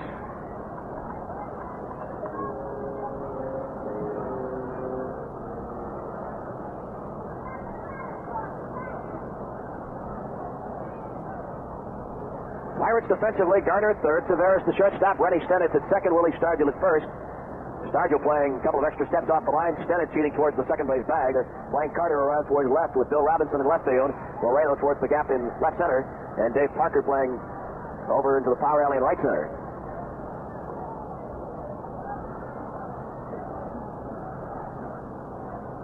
Here's the stretch by Burt, the 0-2 pitch. Breaking ball down low. 1 ball, 2 strikes.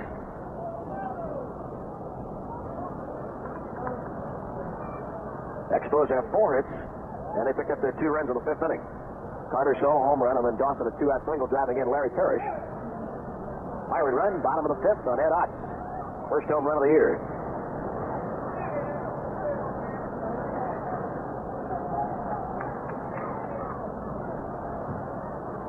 Blyleven set, 1-2 pitch, struck him out. Breaking pitch down and away. 3rd strikeout for Burt. And that's all, Montreal. No runs, no hits, 2 errors, 1 left after 5 and a half. It's the Expos 2, and the Pirates 1.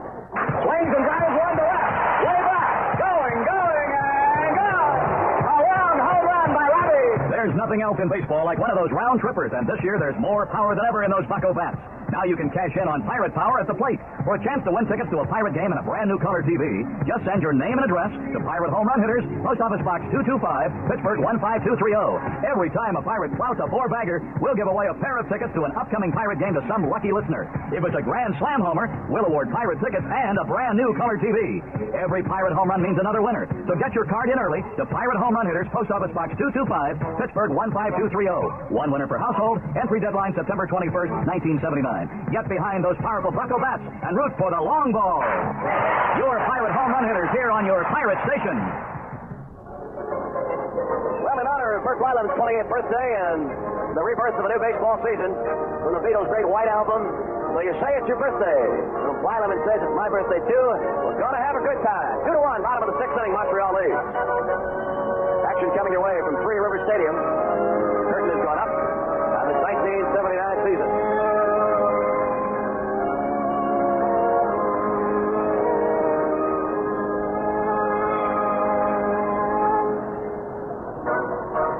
Steve Rogers will face the top of the Pittsburgh batting order. Ed Ott is homered this afternoon. He now has 17 Major League home runs. It's his first Major League home run off Steve Rogers.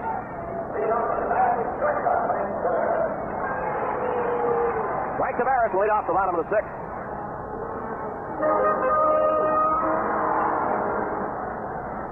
Frank is 1 for 2 at a base hit. Wiped the base in the first inning, and a foul tip, strike one. Dave Pallone, the home plate umpire, slaps the hand indicating the foul ball.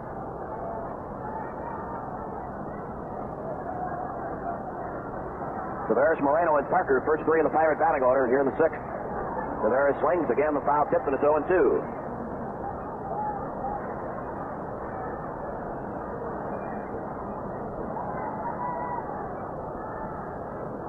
Rogers ready, the 0-2 pitch.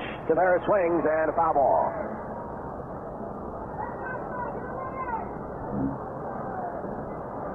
Following the broadcast this afternoon, we'll have our post-game Pirates. We'll check the scoreboard, look at the other games. There are 2 in the American League scheduled. Only one going to be played this afternoon. Check the games from tonight. And, of course, recap the action of this opening day for you. And tomorrow we're on the air at 2 o'clock with the game 2 of the season. 0-2 pitch. Ground ball through the right side. Tavares is 2 for 3. The Pirates have gotten leadoff singles down 3 of the first 6 innings. And it'll bring up Omar Moreno. Bucks are down a run. We'll see if Chuck has Omar button him over. Now Tanner's going to come out and have a word with Omar. Not unusual to see Chuck have this kind of conversation with a hitter if for no other reason than to get the other team wondering. Omar 1 for 2. Had a base hit to left field in the 4th inning. Parrish is up at 3rd. Shortstop Spire, second baseman Scott are a bit closer than double play depth, and they would have to be with Omar in the batter's box. Tavares at first. Tavares, when he ran on Rogers in the first inning, went on the first pitch. Not going. Moreno shows bunt, takes high, ball 1. So this head-to-head confrontation between Rogers and Moreno has a sidebar, and that's Tavares at first base. Montreal bullpen is working. Right-hander and left-hander. Go to first base. That would be my question about this Montreal club. Left-hander Woody Fryman. Right-hander Flaggett Delia Sosa. 2-1, Montreal leads last of the 6th. Ball is bunted third base side. Parrish will have to go to first base. Second baseman Scott covering the sacrifice 5-4. Pirates trying to manufacture a run here in the bottom of the 6th inning and tie the ball game up.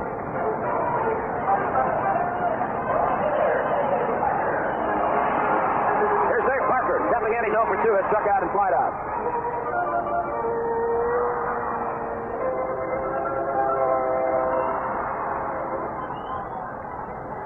Montreal got 2 in the top of the 5th. Ed Ott homered with nobody out on the bottom of the 5th, so we're trailing by a run, but now got that tying run at second base.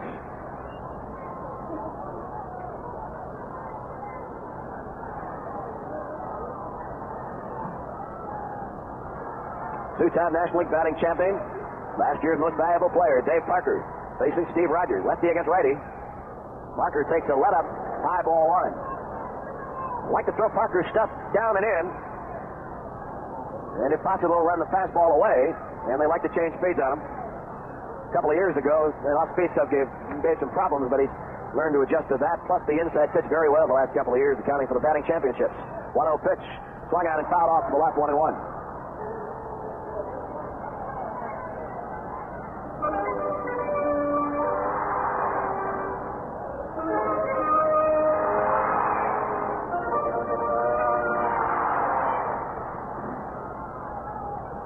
Tavares will lead off single, is now at second base after Moreno's sacrifice bunt. Turning and throwing to second base. Fire cutting in behind Tavares. Frank got back inside. Parker batting in the number 3 spot. This year, Stargell hitting fourth. You recall a year ago, Chuck Tanner had Bill Robinson fourth and Stargell fifth, but then during that 78 campaign, flip-flopped them back the other way. Here's the stretch. 1-1 pitch. Foul back. 1-2.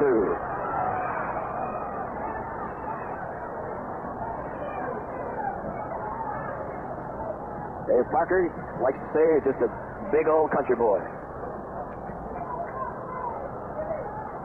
Knee injury changed Dave's life around. Might have been a football player with a knee injury in his senior year in high school in Cincinnati. Went to baseball, and as he said, it might have been a blessing in disguise. 1-2 pitch. Parker strikes out. There, Rogers ran that fastball away. 6 strikeouts. 2 away. Here's Stargell. Stargell 1 for 2, had a base hit in the 4th inning. Tavares down at second.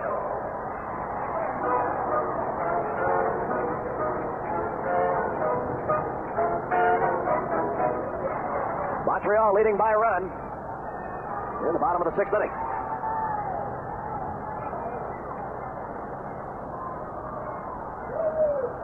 Rogers set the pitch to Stargell, swung on and popped up left field, third base side, foul territory. Parrish and Spire over. Parrish makes the catch in foul territory. Pirates in the 6th, no runs, 1 hit, 1 man left on after 6 innings of play. It's Montreal 2, and now Bucco is 1. Updating the news, the U.S. economy continues to show strength as the latest national unemployment rate comes in at 5.7% for the month of March, the same as February. An economic slowdown is reflected in rising unemployment.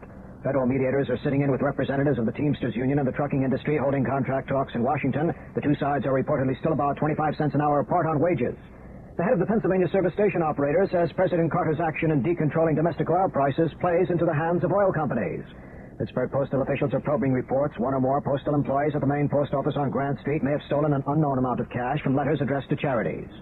The weather outlook very windy, cold the rest of the day. Some snow flurries tonight, diminishing winds, temperatures dropping down to 22. Sunny and warmer tomorrow, looking for a high of 45. More news following Pirate Baseball. John Hadar, KDKA News. Well, after 6 innings of play, the Expos 2 runs on 4 hits. Gary Carter, a home run for Montreal. Pirates 1 run on 6 hits. Pirate catcher Ed Ott with a solo home run in the 5th inning. So we're set for the 7th, and Milo back in to tell you about it. All right, Lanny, we're set to go in a tough, tight ball game here now. The Bucks have seen a couple of chances go by the board in the 1st inning and again in the 6th. As a result, the Expos maintain the 2-1 advantage. Larry Parrish leading it off. He's 2 for 2, had a single in the 3rd and another single in the 5th. He scored their 2nd run. Bert Blyleven and Steve Rogers, starting right-handers, both still in on the action. Here's the pitch to Parrish. Hit him on the fist, but he's still strong enough to get it out to center field. That's where Moreno will make the play. So they get Parrish for the first time today after collecting 2 for 2. That'll bring up their shortstop, Chris Spire. Reached on a fielder's choice in the 3rd inning. In the 5th, Rennie Stennett robbed him of a hit, going way toward the right field foul line, throwing off balance against the grain to Blyleven, who covered it. Was a tremendous play. And now he'll step in here 0 for 2. Pitcher Rogers will be next. Bathed in bright sunshine here today, and if you're in that sun, it makes it feel a little better. Good crowd on hand, considering the fact that when the folks got up this morning, it was a bit nippy in Pittsburgh. These folks here today are baseball fans deluxe. Bundled up and watching their Buccos. 2-1 Montreal, 7th inning. Chris Spire waiting for Blyleven. The Dutchman brings it. Look out, almost nipped him in the shoulder, and it's ball 1. Tomorrow, Don Robinson, last year's right-hand Sporting News Rookie of the Year pitcher, will go against the Expos. Bruce Keeson gets the nod on Sunday. Fouled off way down the right side. 1 ball and 1 strike. A lot crammed into an opening weekend, not only the ball games, but all the promotions along with it. Buck Brass in the front office trying to make it fun for you to be here. Fly ball right center. It's slicing away from Moreno. Parker will make the play in right center. And it's 2 down. That ball really had a banana in the end of it. So Parker over to make the catch on the slicing fly ball to right center and brings up their pitcher Rogers. In the third inning, he struck out, and then in the fifth, he had a sizzling line drive that was taking off. And Stennett reached high and made his second great play in a row to take a hit away from Rogers. Nobody on, 2 down. Weileven's pitch got it by him. He tried to pull the bat back and it hit it for a foul strike. 0-1 to Rogers. Leadoff batter and center fielder Dawson would be next. Here's the pitch. Steve Reich on the inside corner. Really rode it in on that inside corner with good velocity. Jumps out in front of his mound opponent with 2 strikes. Here's the pitch. Stayed high with a breaking ball, and it's 1-2. Montreal Expos under their manager Dick Williams, and they are confident that this is going to be their best year ever. Here's the 1-2 pitch. Swing and a foul off to the right, holding it 1-2. And the back of our broadcasting booth certainly filled with the radio and TV side, the sponsors, the folks who make it all possible for you to hear the game. Ever grateful we are. Here's the pitch. Off speed, up high. 2-2. 2-2 with 2 out and nobody on. Weiland has the sign from the outer. 2-2 pitch. Swinging foul way upstairs on the right side. Almost gets into our club level. General Manager Pete Peterson with his family and guests over in the General Manager's box. New Vice President in charge of promotion, publicity, and sales, Jack Schrum, with a group in. There's a bouncer through the right side, a base hit. Had him 2 strikes and let him get off the hook. Stargell tried to go to his right to flag it off, but it was by him and into right field, and Parker quickly got over near the line to hold him to a single. That is hit number 5 off Weiland. And the bat boy goes down with a warm-up jacket for Rogers, and that'll bring up their center fielder and leadoff batter, Andre Dawson, who bounced out in the first inning to Stargell. Third inning, Garner threw him out. Then in the 5th inning, he got a big 2-out hit, a single, that drove in Parrish. And that's the run that has them in front right now. They got a homer out of Carter to start that 5th inning. The Bucks' only run came on an Ed Ott home run. That was in the bottom of the 5th. All the scoring took place in the 5th inning on both sides. 2 runs, 5 hits, Expos. Pirates 1 run, 6 hits. Stretching and delivering to Dawson. Hit him on the 5th, popped him foul out of play. Back here to the left side. Marlowe, interestingly enough, Andre Dawson is the 6th different leadoff batter the Expos have had in the last 6 years. 74, Ron Hart. 75, Tony Scott. 76, Tuppy Mangual. 77, Dave Cash. Last year they started with Ellis Valentine, and today it's Dawson. So the revolving chairs in that leadoff spot as they've tried to build their expansion team into a contender, and they've done it now.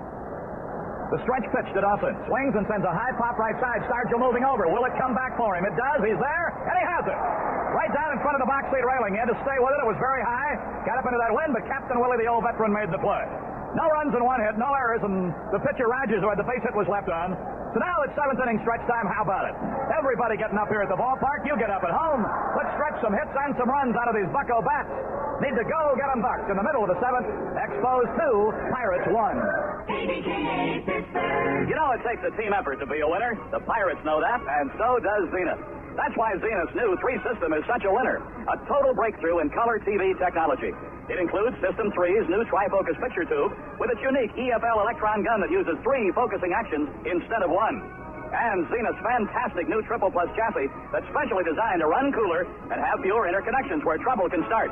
Plus 100% modular design, a grouping of 8 separate modules that means that your set may never have to leave your house for service because every part is on a home replacement module.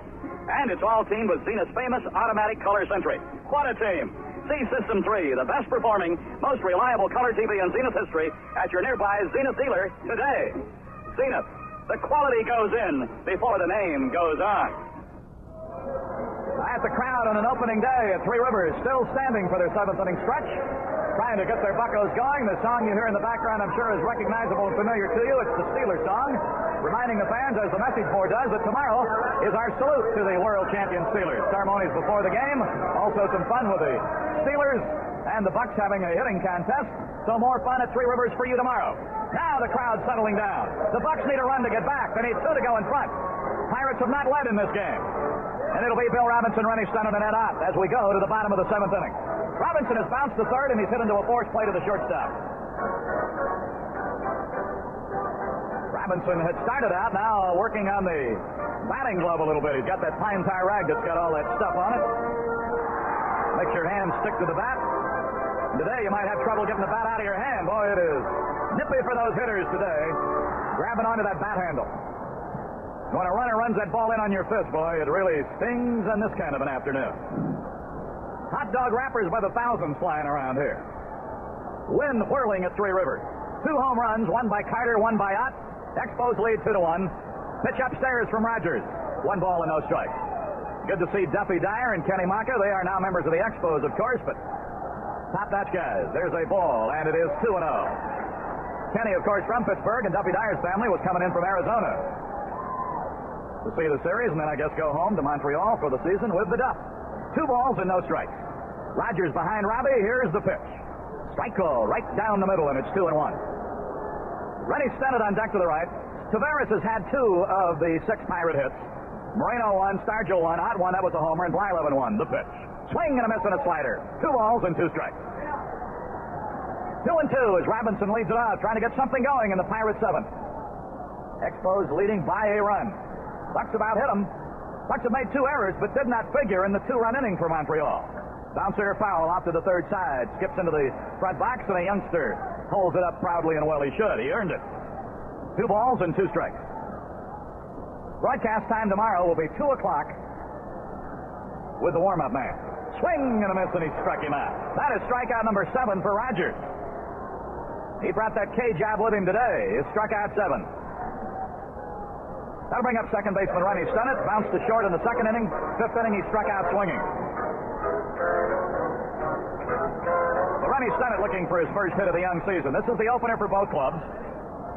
And Rogers delivering to Rennie, and it is inside corner at the letters. Rennie had backed away, thought it was a ball. Umpire threw up the right hand. Rennie not particularly happy with the call.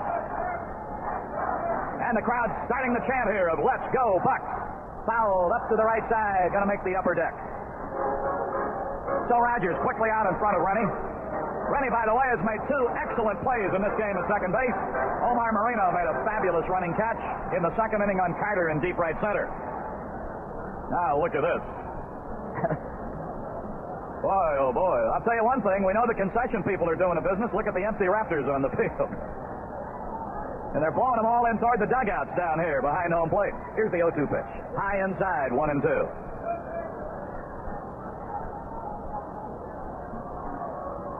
One out and nobody on. Robinson started the inning by striking out. Now the 1-2 pitch from Rogers to Stennett. Swinging, pops it right side. It's going to hold up for Valentine. He'll come in about 8 or 10 steps, make the play, and it's 2 down. 2 away, and the Pirate 7th brings up Ed Ott, who'll get a welcome here. He hit the home run the last time up.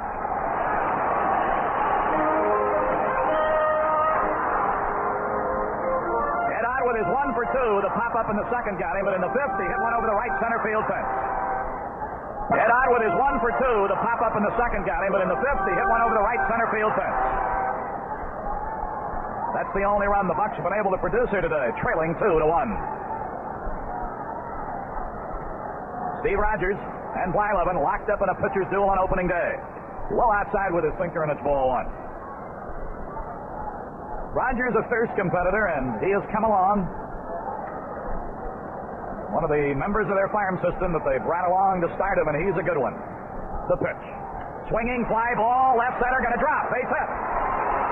Left fielder Cromartie will play it on the first bounce. Ott is 2 for 3. That's 7 hits for the Pirates. Going to get a runner, I believe. For Ed Ott, it'll be Matt Alexander. Chuck Tanner going to try to steal something here. So Ed Ott will be lifted for the pinch runner.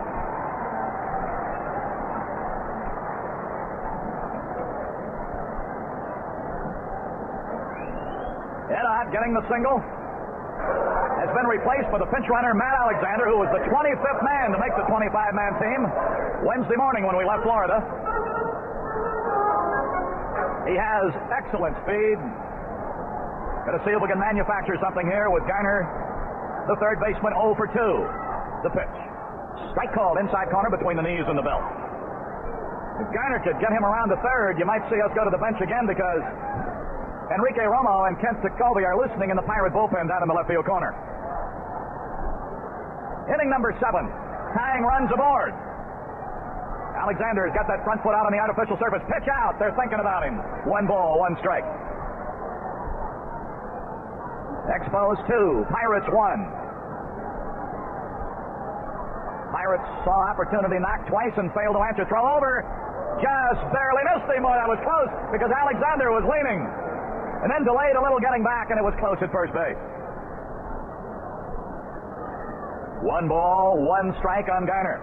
Drove the ball deep in the 5th inning to right, but Valentine made a good play racing back to the track. Runner fakes a break, doesn't go. Throw to first, he's back.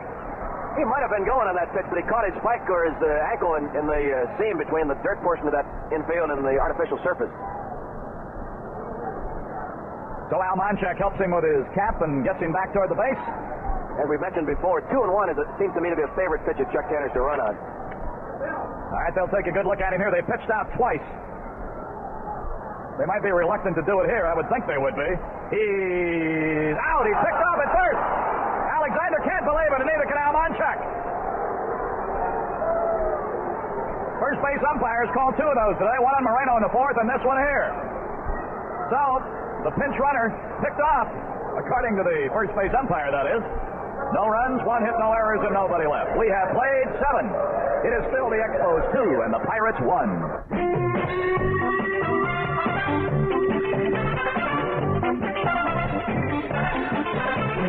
Buzz, you said a lot of things nobody else can say. When you say buzz, you go as far as you can go to get the very best. When you say buzz, you said you weren't no need to like you do it all. Yeah, yeah, shoot up, oh yeah, yeah, buzz. You say you care enough to only want the king of beer. There is no other one, there's only something there, because the king of beer is waiting on the rest. When you say bye, why just, you said it all. Oh yeah. Anheuser-Busch, St. Louis. Well, we're going to have a new pitcher, Romo, and we'll have a new catcher, and I'm sure it'll be Nicosia. He has not come down yet, but Juanette is out warming up, and I think it will be Steve. You know, this coming Sunday, the Pirates will pay tribute to 2 of their all-time great stars, Dave Parker and Willie Stargell. Pre-game ceremonies, the Cobra and Captain Willie will be presented with the many awards they won in '78, such as the batting title, Gold Glove Award, the Most Valuable Player Award for Dave, and Willie's Comeback Player of the Year, and the Fred Hutchinson Award. All fans attending Sunday's game will be given a suitable for framing 8x10 color photo of Dave and Willie free. So don't you miss it. Get your free photo of Dave Parker and Willie Stargell this Sunday, April the 8th. Game time is 1:05.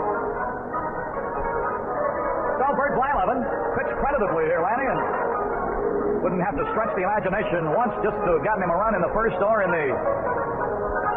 See what the other inning was there. That was in the 6th inning when we had Tavares down to second with only 1 out and couldn't get him home. Had him at 3rd in the first with 1 out and couldn't get him in. One of those in, and Bert's probably still in with a tie game. Well, he appeared to make a mistake on Carter on a 2-1 pitch, and make a mistake on a hitter like Carter. He'll take it, Dave.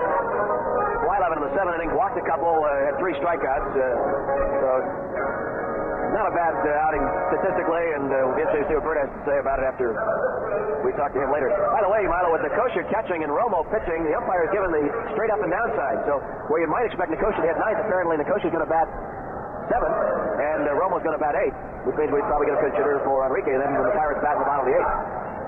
And, of course, that's the reason that Jackson and Jacoby are continuing to throw down the Pirate bullpen.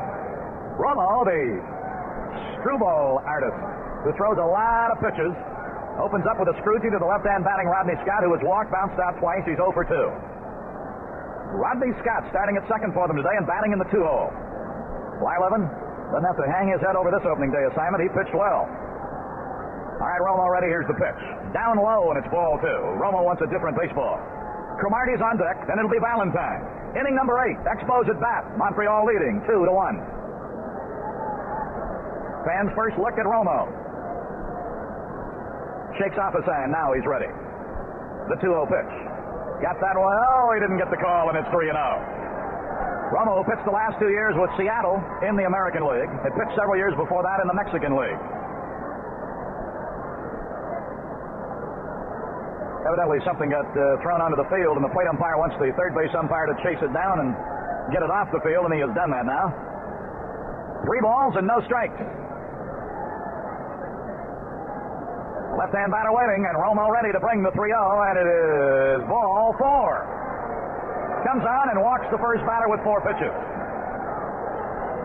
That's the 3rd walk given up by a Pirate pitcher here today, and that'll bring up left fielder Warren Cromartie, hit into a double play in the opening inning. In the 4th inning, flied out to center. 6th inning reached on a shortstop error. Dick Williams, the manager of the Expos, has come out. He's had a word with the home plate umpire, Dave Pallone, and now Pallone going to convey some kind of message to Enrique Romo. Well, I thought the way he went out that maybe he was talking about putting his hand up to his mouth, but on this kind of a day, they get permission for that. Now, apparently he was wearing a white batting glove under his fielder's glove, and he has been asked to take it off, and he's done so. All right. Cromartie now is up in there. He's 0 for 3 today. Scott is at first base, and he has a big lead. He's really stretched out. Throw her over, and he got back in time. Romo working on the mound. The bullpen is busy with the veteran lefty Grant Jackson and last year's premier reliever of the Bucks, Kent Tekulve. Blyleven gone, and now Romo working, and that is a strike. Got it across the letters. 0-1. Valentine will be next. Expos got a pair in the fifth. Pirates answered with one. It's still 2-1 Montreal. Inning number 8 at the moment. Scott's got a big lead. Boy, he's really got that lead. Takes a break to go, doesn't go. Cromartie showed bunt and didn't go after it. The count is even at a ball and a strike. 1-1, opening day. The Pirates hosting Montreal. The Expos will be here tomorrow and again on Sunday. Then we go to Philly. Next Thursday night, your first night game of the year here. The Cardinals come in for a long weekend. Then after that, the Phillies will be here. 1 ball, 1 strike. Gonna check that runner, boy. He is flirting over there. Get that lead foot way out, and he's takes such a spread out stance as he stands there. You wonder how he can really get going, but he's going, and the throw will be late. It's a stolen base. Good strong throw by Steve DeKosha, but Scott had a big jump, and plus Romo was throwing an off-speed breaking pitch, and that was tough for Steve to try to cut him down. No doubt about it. He stole that one clearly on Romo, and as you pointed out, Steve made the good throw. But it's tough when you're given that advantage. The runner is going to beat you there more times than not, no matter how good that throw is. So the pitcher's got to hold him. 2-1 the count. Tap swing foul right side over toward the photographer's booth and bounces away. Ozzie Virgil, their first base coach, will retrieve it. Ozzie, by the way, has a son catching in the Philadelphia Philly organization. He got some power, too. He's a home run hitter. 2 balls, 2 strikes. Runner at second. Montreal, of course, looking for insurance. They're leading 2-1 as they bat in the top of the 8th inning at Three Rivers. Now, Nicosia and Romo having trouble getting together here. It might be that they're not quite clear on the indicator. There's the walk and the stolen base, putting the runner into second. And Steve did the right thing. Don't let him cross you up here. Let that man get over to third the easy way. He's already at second with nobody out. Stretch pitch on the way, and it's inside. 3 balls, 2 strikes. Romo having trouble with his radar system here. So we're due a payoff pitch. Cromartie, left-hand batter waiting. Romo looks, brings it. Swing and a miss. There is that. Water ball, and he struck him out. First strikeout for Romo. 4th strikeout of an Expo in the game. And it brings up Valentine. Captain Willie coming in to say something to Romo. Could be a situation where you wouldn't want to give Valentine anything good to hit. You might throw him pitches, but you walk him. Perez do next, you'd set up a double play. And they've talked it over. Romo worked the first man he faced, Scott, and he is down at second with the walk and the stolen base. Cromartie fanning to make it 1 away. Now here's Valentine. He's 0 for 2. Walked in the 4th inning. Here's the pitch. Just outside with a breaking ball. We got a break on Valentine in the 6th because he had a fly ball back on the warning track and right. Parker had slipped. When he got back to it, he caught it but then dropped it. Valentine was confused on the play. We were able to get him in a rundown between first and second. The big play at the time because it really helped Blyleven get out of what could have been a troublesome inning. 2 errors behind him in the inning, but they did not score against the Dutchman in that frame. Now Romo steps back, bluffs a throw to Stennett, but no throw back, obviously, because the runner wasn't that far away. 1 ball, no strikes on the right fielder, Valentine. He's flied out, walked, stolen the base, and reached on an error. Inside, backs him out of there. 2 balls and no strikes.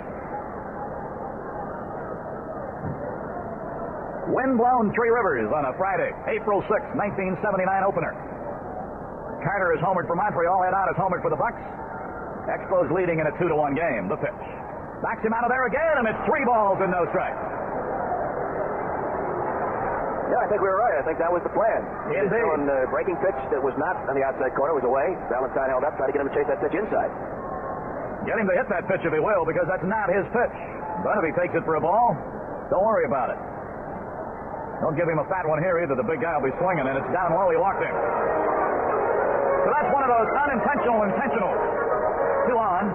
Second walk of the inning for Romo. 4 walks to the Expos in the game with a strikeout in between. And here is tough Tony. Tony Perez. He's 0 for 3. Flied to center, struck out swinging. 6th inning. Well, Garner made a marvelous play on him way behind third. One of the reasons you don't make it an intentional walk is you got a guy like Perez waiting in the wings. You'd like to get Valentine if you can get him to chase a bad pitch, but with Perez batting next, you got to be careful. Yeah, don't ruffle Tony's feathers either. Saying you're going to walk him to pitch to Tony. Here's the pitch to Perez. Way inside, almost took off a kneecap. Romo is wilder than a March hare here, and out to talk to him is Steve Nicosia, the rookie catcher.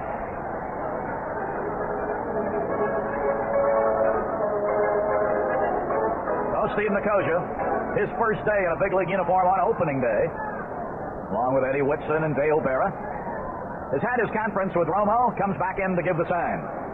Scott's at second, Valentine at first, walks put them both there. One down, eighth inning. Romo trying to keep them from insuring themselves further, and a bouncer third. Garner will come to the bag, out, fire to first, out, a double play. That's it. How about that for getting out of a full-blown mess? Second Pirate double play. Garner unassisted to force Scott coming over, then firing to first to get Perez. So the pitching to Valentine did pay off, and they get the double play ball on Perez. No runs and no hits, no errors, a couple of walks. Double play, one left. Middle of the eighth. Expos 2, Pirates 1. KDKA Radio. Pittsburgh is what we're all about. Jack Bogus? Keeps you entertained in the morning when you're hitting all the potholes. He comes across more like a next-door neighbor than a radio announcer. I like to see those hot dogs. He turns a gloomy day into a bright one. You get all the traffic information. He's the one I listen to when my alarm goes off in the morning. I have a cat, and I like cats, and he's flaky. He's our kind of man. Pittsburgh is what we're all about. Hi, this is Steve Blass. I'll be right where you are on Saturday, enjoying the Pirate game. Let's talk after the game. What were the good and bad plays? Who had the hot bat and why? How was the pitching staff? I want to hear from you about all that. So on Saturday, stay tuned after Pirate Baseball, and we can all talk. Right here on KDKA Radio 1020. KDKA Radio. Pittsburgh is what we're all about.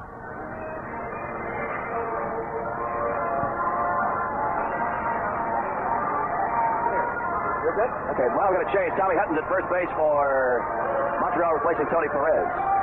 Well, the Pirate giveaway days keep on coming. Next Saturday, April 14th, a week from tomorrow, is Batting Helmet Day. All you kids 14 and under who attend the game will be given absolutely free an authentic replica of the same batting helmet worn by the Pittsburgh Pirates.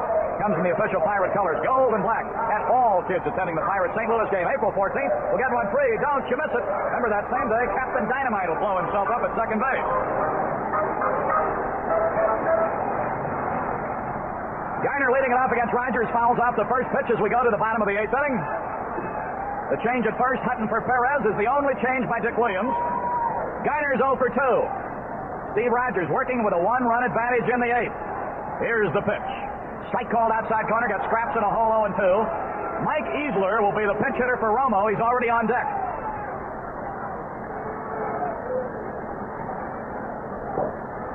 Rogers rocking, delivering, swinging, hit him on the fist, popped it foul over, hit it left, it'll be into the seats out of play. While we're talking about this Montreal ball club, I think if there's a question I'd ask right off the bat would be their bullpen. Because they got good starting pitching in Rogers, Grimsley, Lee, Schaffner, Scott Sanderson, but you have to wonder, their bullpen now, they're warming up Woody Fryman and Elias Sousa.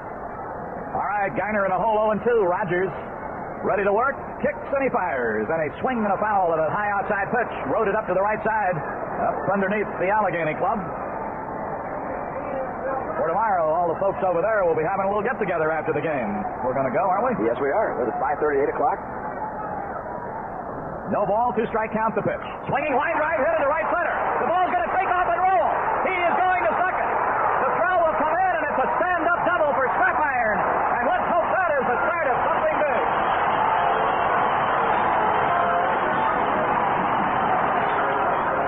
Bill Garner driving that ball through the right side into the gap.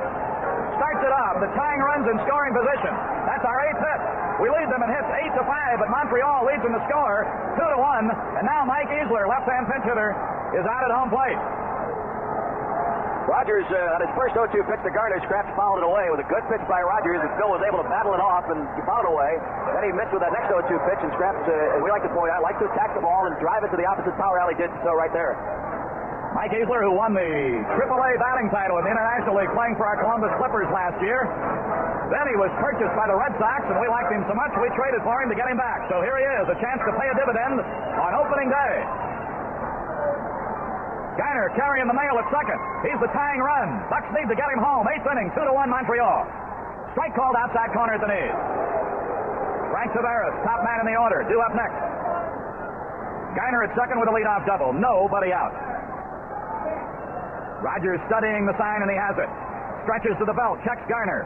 Comes to the plate, outside. 1 ball, 1 strike. Easler has some power, 18 home runs in AAA a year ago. He's won 2 minor league batting titles. He was having a good spring with the Red Sox before we traded for him. Hit a home run closing day against the White Sox in Florida, and he'd like to deliver here on opening day. You know that, because he's batting with a tying run in scoring position in the person of Phil Garner. And here is the 1-1 pitch. Swinging a high bouncer along the right side, Hutton over. He'll flip to Rogers. They get him, but the bounce out does get Garner over. He's only 90 feet away now. Score that last one 3-1. Hutton to Rogers. It was a high chop that hung up in the air. No chance to do anything but flip and get him. Garner is now at third. Frank Tavares could be lifted. Dale Berra is coming out of the dugout talking with Chuck Tanner. Now, if that were to take place, you'd probably see Dale stay in the game, play third. I think Milner's going to bat. Left-handed batter Milner. All right. But Dale would be ready and go in to play the infield. He'd play third with that hamstring still not fully well, and Garner would probably play shortstop. Interesting, too. If they went to their bullpen and brought Fryman on, a left-handed pitch to Milner, then you'd come back with probably Lee Lacy. So you talk about having a bench. Chuck's got some people there that he can make these kind of moves. Jim Brewer, their pitching coach, is out to talk to Rogers. They've got a full-blown powwow going on out there. Milner, who did such a great job for us a year ago, really did. He played first base, the outfield, did a good job off the bench, hit 2 grand slams for us last year. And as you heard Chuck Tanner talk before the game on the leadoff, this is the best bench he has had in 9 years of managing in the big league. By the way, I don't think this is a slam at Frankie. I think this is a situation where you want a fly ball hitter. Tavares is more of a ground ball type of line drive hitter, so Milner's the choice here in this situation. Absolutely right about that, and you're trying to get that tying run in and hang on for dear life on opening day at home, trailing by a run. Infield up, the pitch, and a bouncer right side. It's bobbled, but he throws in time. Scott bobbled the ball. It kind of jumped up in his hands, dropped, then he grabbed it. Milner is out to make it 2 away, and that puts it up to Omar Moreno. Hit the ball in a high chopper to second. Rodney Scott had a little trouble with it. Then when he did recapture it, he looked to third. Good thing that Garner didn't gamble, because he'd have been a dead duck. Here's Moreno, 1 for 2. Singled in the 4th, sacrificed in the 6th. It's the 3rd time today that the Bucks have had a chance to score, and so far have not been able to penetrate. The only run coming on the Ed Ott homer to right center in the 5th inning. So it's up to the Antelope. Omar Moreno, left-hand batter against the right-hand pitcher Rogers. He's stretching, looking to third and delivering. Breaking ball strike called over the outside corner. Started that pitch way outside. When it broke, it nipped the outside corner, and it's a called strike. Parker is on deck. Montreal leading 2-1. Rogers living a charmed life here today. No balls, 1 strike. Here's the pitch. Down and in. 1 ball, 1 strike. In the 1st inning, Tavares was at third with 1 out, but Rogers struck out Parker and Stargell. 6th inning, Tavares was at second with 1 out. Struck out Parker, got Stargell to pop up. Now in this inning, we had a runner at third with 1 out. Pinch hitter Milner bounced out, couldn't get him home. Now it's up to Omar. The 1-1 pitch. A high bounce, out behind second. Spire throws and doesn't get him. The game is tied. Absolute raw speed enabled the Pirates to tie this game, because Omar Moreno, flying down the first base line, beat the ref when an eyelash call. While that was going on, Garner scored, and it's a brand new game. Omar Moreno. Well, you talk about busting his gut going down that line. He was going all out.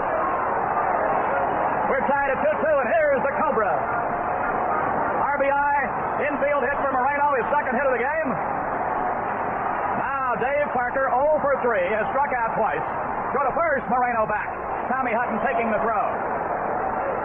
The big high chopper out behind second. Got to give Spire credit, he made a heck of a play. But Moreno's speed was truly the difference. Crowd wanting Moreno to run, of course. The defending not only National League, but Major League base stealing champion from 1978. And we've got a brand new game at 2-2. The Pirates have out-hit them 9-5. Parker struck out in the 1st, flied out to left field in the 4th, struck out again in the 6th. So the 2-time batting champion, 77 and 78, would like to deliver here and do something about changing the face of that scoreboard. Pirates 2 runs, 9 hits. Montreal 2 with a lead. Throw over, he's back.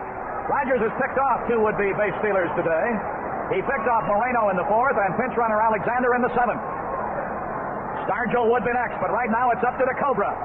Got a speed merchant at first base, Omar Moreno. His infield hit got the tying run home. Throw over does not get him.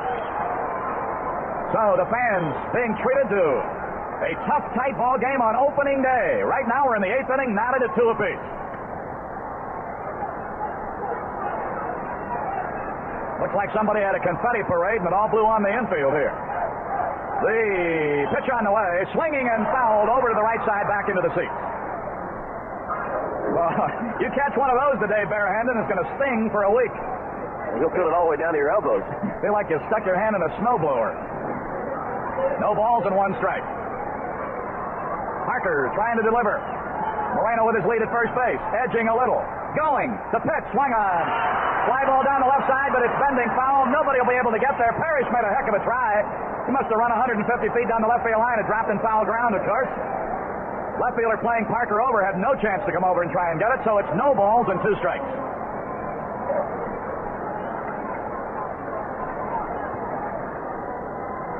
All right, waiting for everybody to get back in place here now. Well, we hope that our old pal Paul Kurtz, who was a writer for many years here and has been in the press box more years than you can remember, missing his first opening day in a number of years. Paul's been in the hospital and just couldn't make it today. So, Paulie, our old buddy Paul Kurtz, you get out here when the weather gets better. We're looking for you. No balls, 2 strikes. Runner not going. Up high a ball. The crowd today, 36,141. 36,141.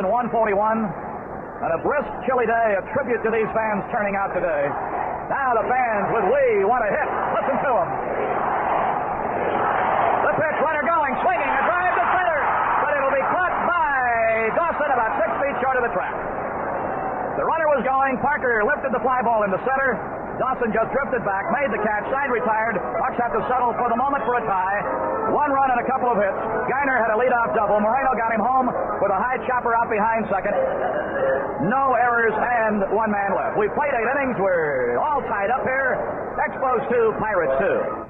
The Arthritis Foundation Western Pennsylvania chapter has announced that a chart called Home Exercises for Arthritis Patients is now available free of charge. If you have arthritis, these exercises should aid you to do the necessary things to help keep your arthritis under control. The chart graphically shows how to perform the exercises. By following the program on the chart, the patient can follow step by step the exercises, fulfilling the need to move about, work with hands and feet, and maintain good breathing habits. While doctors have recognized for a long time that a complete arthritis program includes a regular schedule of exercises, it is still recommended that the patient consult his own physician before starting a new program of exercises. This is Lanny Fratteri. KDKA reminds you that the free chart may be obtained by calling the Arthritis Foundation at 566-1645 or writing the office at 6115 Jenkins Arcade, Pittsburgh, Pennsylvania, 15222. The Arthritis Foundation is a member agency of the United Way. We'll check the pirate changes after we break the stations all around the 5-state right here. Station identification time on the Pirate Baseball Network. When you get up, you want to know the latest news, sports, and weather. I'm Dave James. Join me, along with Ed Chauncey, on the Jack Bogut Show tomorrow morning on KDKA Pittsburgh. Changes, new pitcher Kent Jacoby, new shortstop Geiner moving over from third, and Dale Barrow will play third base. As Jacoby warms up, I want to remind you fans from the 5-state area that you can buy Pirate tickets easier than ever now. Just go to one of the 83 selected Murphy Store Murphy locations, tell them what games you'd like to see. They'll tell you exactly where your seats will be before you buy your tickets. So remember, for box and reserve seat tickets, visit the Pirate ticket office at your nearest Murphy location, including the following: Titusville, PA, Toronto, Ohio, Uniontown, Pennsylvania, the Mart on Elm Road in Warren, Ohio, and Warren, Pennsylvania. So Kent Jacoby, with the great credentials of a 78 season, he was fantastic. And he will be facing Gary Carter.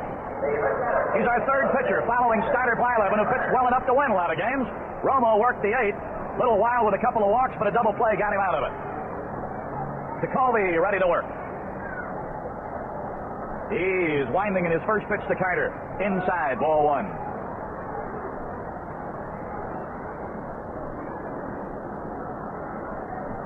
Inning number 9, we're tied 2-2.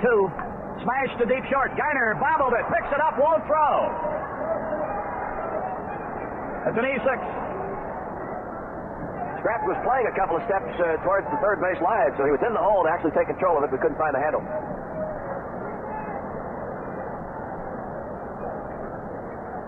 That's the third Pirate error. They bring up Parrish, who's had 2 singles and a fly ball to center. He's 2 for 3.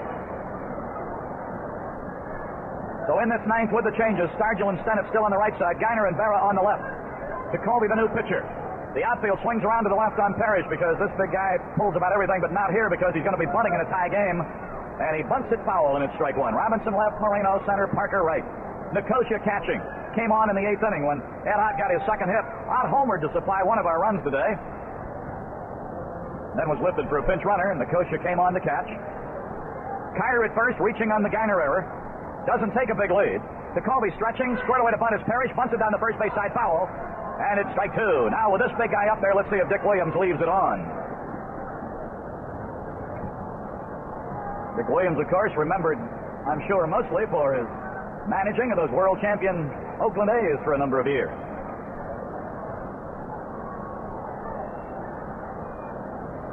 Parrish singled in the 3rd, singled in the 5th, and scored their second run. The Pirates about hit them 9-5, but the score is tied 2-2. Now Kent Jacoby making his first appearance of 78 in the opener here at home. No balls, 2 strikes. Parrish won't be bunting here. The pitch. Swings and fouls it off out of play. Jacoby did not have a particularly impressive spring, but I think we pointed out sufficiently that he was working on some things, and he was trying to improve his repertoire more than he was bring home impressive Florida stats. And not only working on particular pitches, the sinker and the slider, but also working on different pitches to different hitters, trying some things there. No balls, 2 strikes, pitch on the way. Swings, and he misses on a sinker almost in the dirt. Parrish strikes out. First strikeout for Teak. 5th strikeout of an Expo in the game. It'll bring up their shortstop, Chris Spire. Now Willie Stargell wants to have a word with Kent Jacoby. Remember, the game tomorrow starts at 2:15. If you're not able to make it on our Salute to the Super Steelers, we'll be on the air at 2 o'clock with the warm-up show, the leadoff man. Sunday game time is 1:05 on Stargell Parker Day. We'll be on the air at 12:50 on Sunday. All right, the conference between the captain and the Teak is over. Spire, the batter, he's 0 for 3. The pitch. Slider comes inside, ball 1. Spire had a bid for a hit taken away in the 5th on the first of 2 exceptional plays by Stennett, and he made them back-to-back in the 5th inning. Spire, their shortstop, a right-hand batter. See if they put something on together with him and Carter. Did he go after it, they're asking? Yes, he did. It's a swinging strike. Rogers due next. They've got Tony Saleta, a young man they picked up, well, since a young man, he's been in the game a while, picked up from California Angels. All right, it's a ball and a strike. Kent Jacoby working in his first inning. He's our 3rd pitcher. Blyleven worked the first 7. Romo worked the 8th. Throw over to first base, not close. Expos led 2-0, 2-1. Ott's homer cut it in half. 8th inning, Moreno's speed beating out a chopper out behind second. Spire through, couldn't get him, and while that play was being reeled off, Geiner scored from 3rd to tie it. So here we are, 2-2 in the top of the 9th inning. The pitch. Bouncer foul, 3rd base side. Fans reaching across the box seat railing wanting that souvenir, but it didn't come to him. So a guy jumps out and grabs it. 1 ball and 2 strikes. Montreal batting in the 9th. They've seen a 2-0 lead disappear. They're involved now in a 2-2 tie. Kiter at first, reaching on an error. Stayed there as Perry struck out. Now a 1-2 to Spire. Swing and a miss. He struck him out. 2 strikeouts for Jacoby. That's going to bring up the pinch hitter. Tell us something about this fellow, will you? Well, we should know a little bit about him. Saleta in 73 played for our Charleston AAA ball club. Jacoby was not on that 73 club, so he would not have seen him, but he might have seen him a little bit in that Pirate camp of 73. Saleta going to be a good stick-off there, Pat. He's from Samoa originally. Last year, 223 for the Angels, had 1 home run and 14 runs batted in. Left-handed stick. Well, and they're going to talk him over, too. Chuck Tanner's out there with Jacoby, Stargell, Nicosia, and Berra. In the meantime, Geiner and Stennett are talking over near Stennett's position. And with this left-hand batter coming up, the tying score came in the 8th for the Bucks. And right now, with Carter at first and 2 away, Jacoby wants to get this guy, of course, not let that top of the order come up here, and give his teammates a chance to do it for him in the bottom of the 9th. Pirates 2 runs, 9 hits. Expos 2 runs, 5 hits. The Pirates have made 3 errors, but it didn't help the Expos get their 2 runs at all. So while the errors look big on the board, they don't reflect in the score for Montreal at all. Now the stretch, here's the pitch. Outside low, ball 1. Kent Jacoby in the 9th. after the error committed by Garner playing short for the first time in the inning. Struck out Parrish. Spire has just struck out. Now a 1-0 delivery on the way to Salado, and here it comes. Sends a high fly ball to left. Robinson drifting back, shielding his eyes from a high side. Has it, side retired. So the stage is set for the Bucks to do it in the ninth. So let's go, get them, Buccos. We'll go to the bottom of the ninth tied. Montreal 2, the Pirates 2. Think of yourself in a special way, in a moonlight followed by Chevrolet. Think of yourself behind the wheel, enjoying a special Monte Carlo feel, sitting tall, feeling proud. Think of yourself in a personal world of space, comfort, and hushed luxury, with a satisfying feel of the road under you and crisp, classic styling around you that says, this is something special.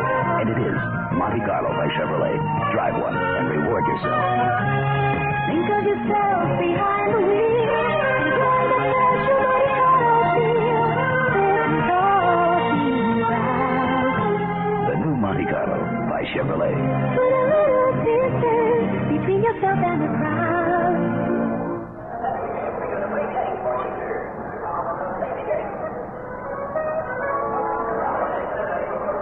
Well, a fellow who a year ago was with us all during spring training, then on practically the last day, we shipped him off to Oakland, and he had a heck of a year for those Oakland A's, didn't he? Elias Sosa. Yes, he did. Last year the A's was 8-2, 2.64 ERA. When you think the way the Oakland A's scampered, because they got off to a good start last year, but after that, they settled down a little bit. So it's Sosa, their second pitcher. Rogers for Montreal worked 8 innings. He gave up 2 runs, 9 hits, and 7 strikeouts, and did not walk a batter. All right, when Sosa's ready, and he is now, you'll be looking at Stargell, Robinson, and Stennett as we go to the bottom of the ninth, wrapped up here in a 2-2 tie.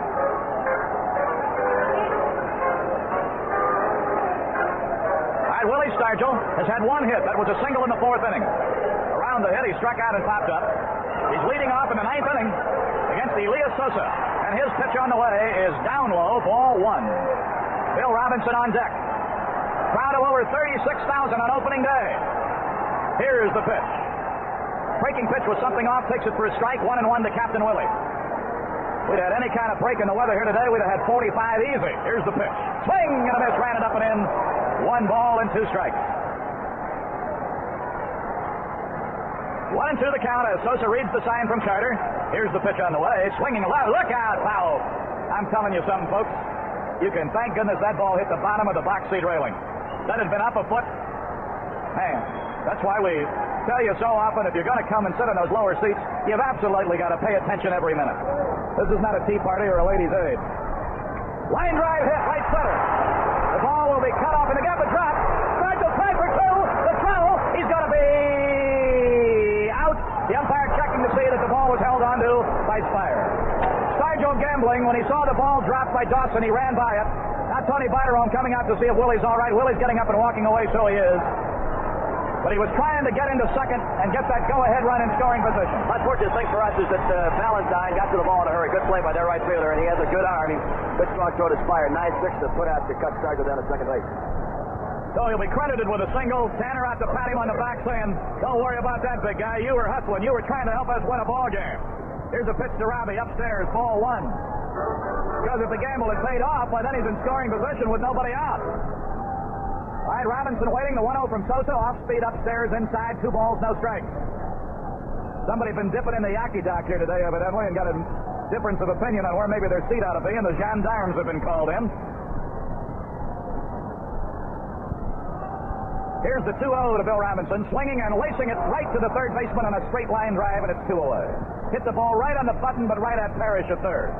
That makes it 2 away, and it brings up the second baseman, Rennie Stennett. He is 0 for 3 today. Rennie has bounced to short, struck out swinging, and flied to right.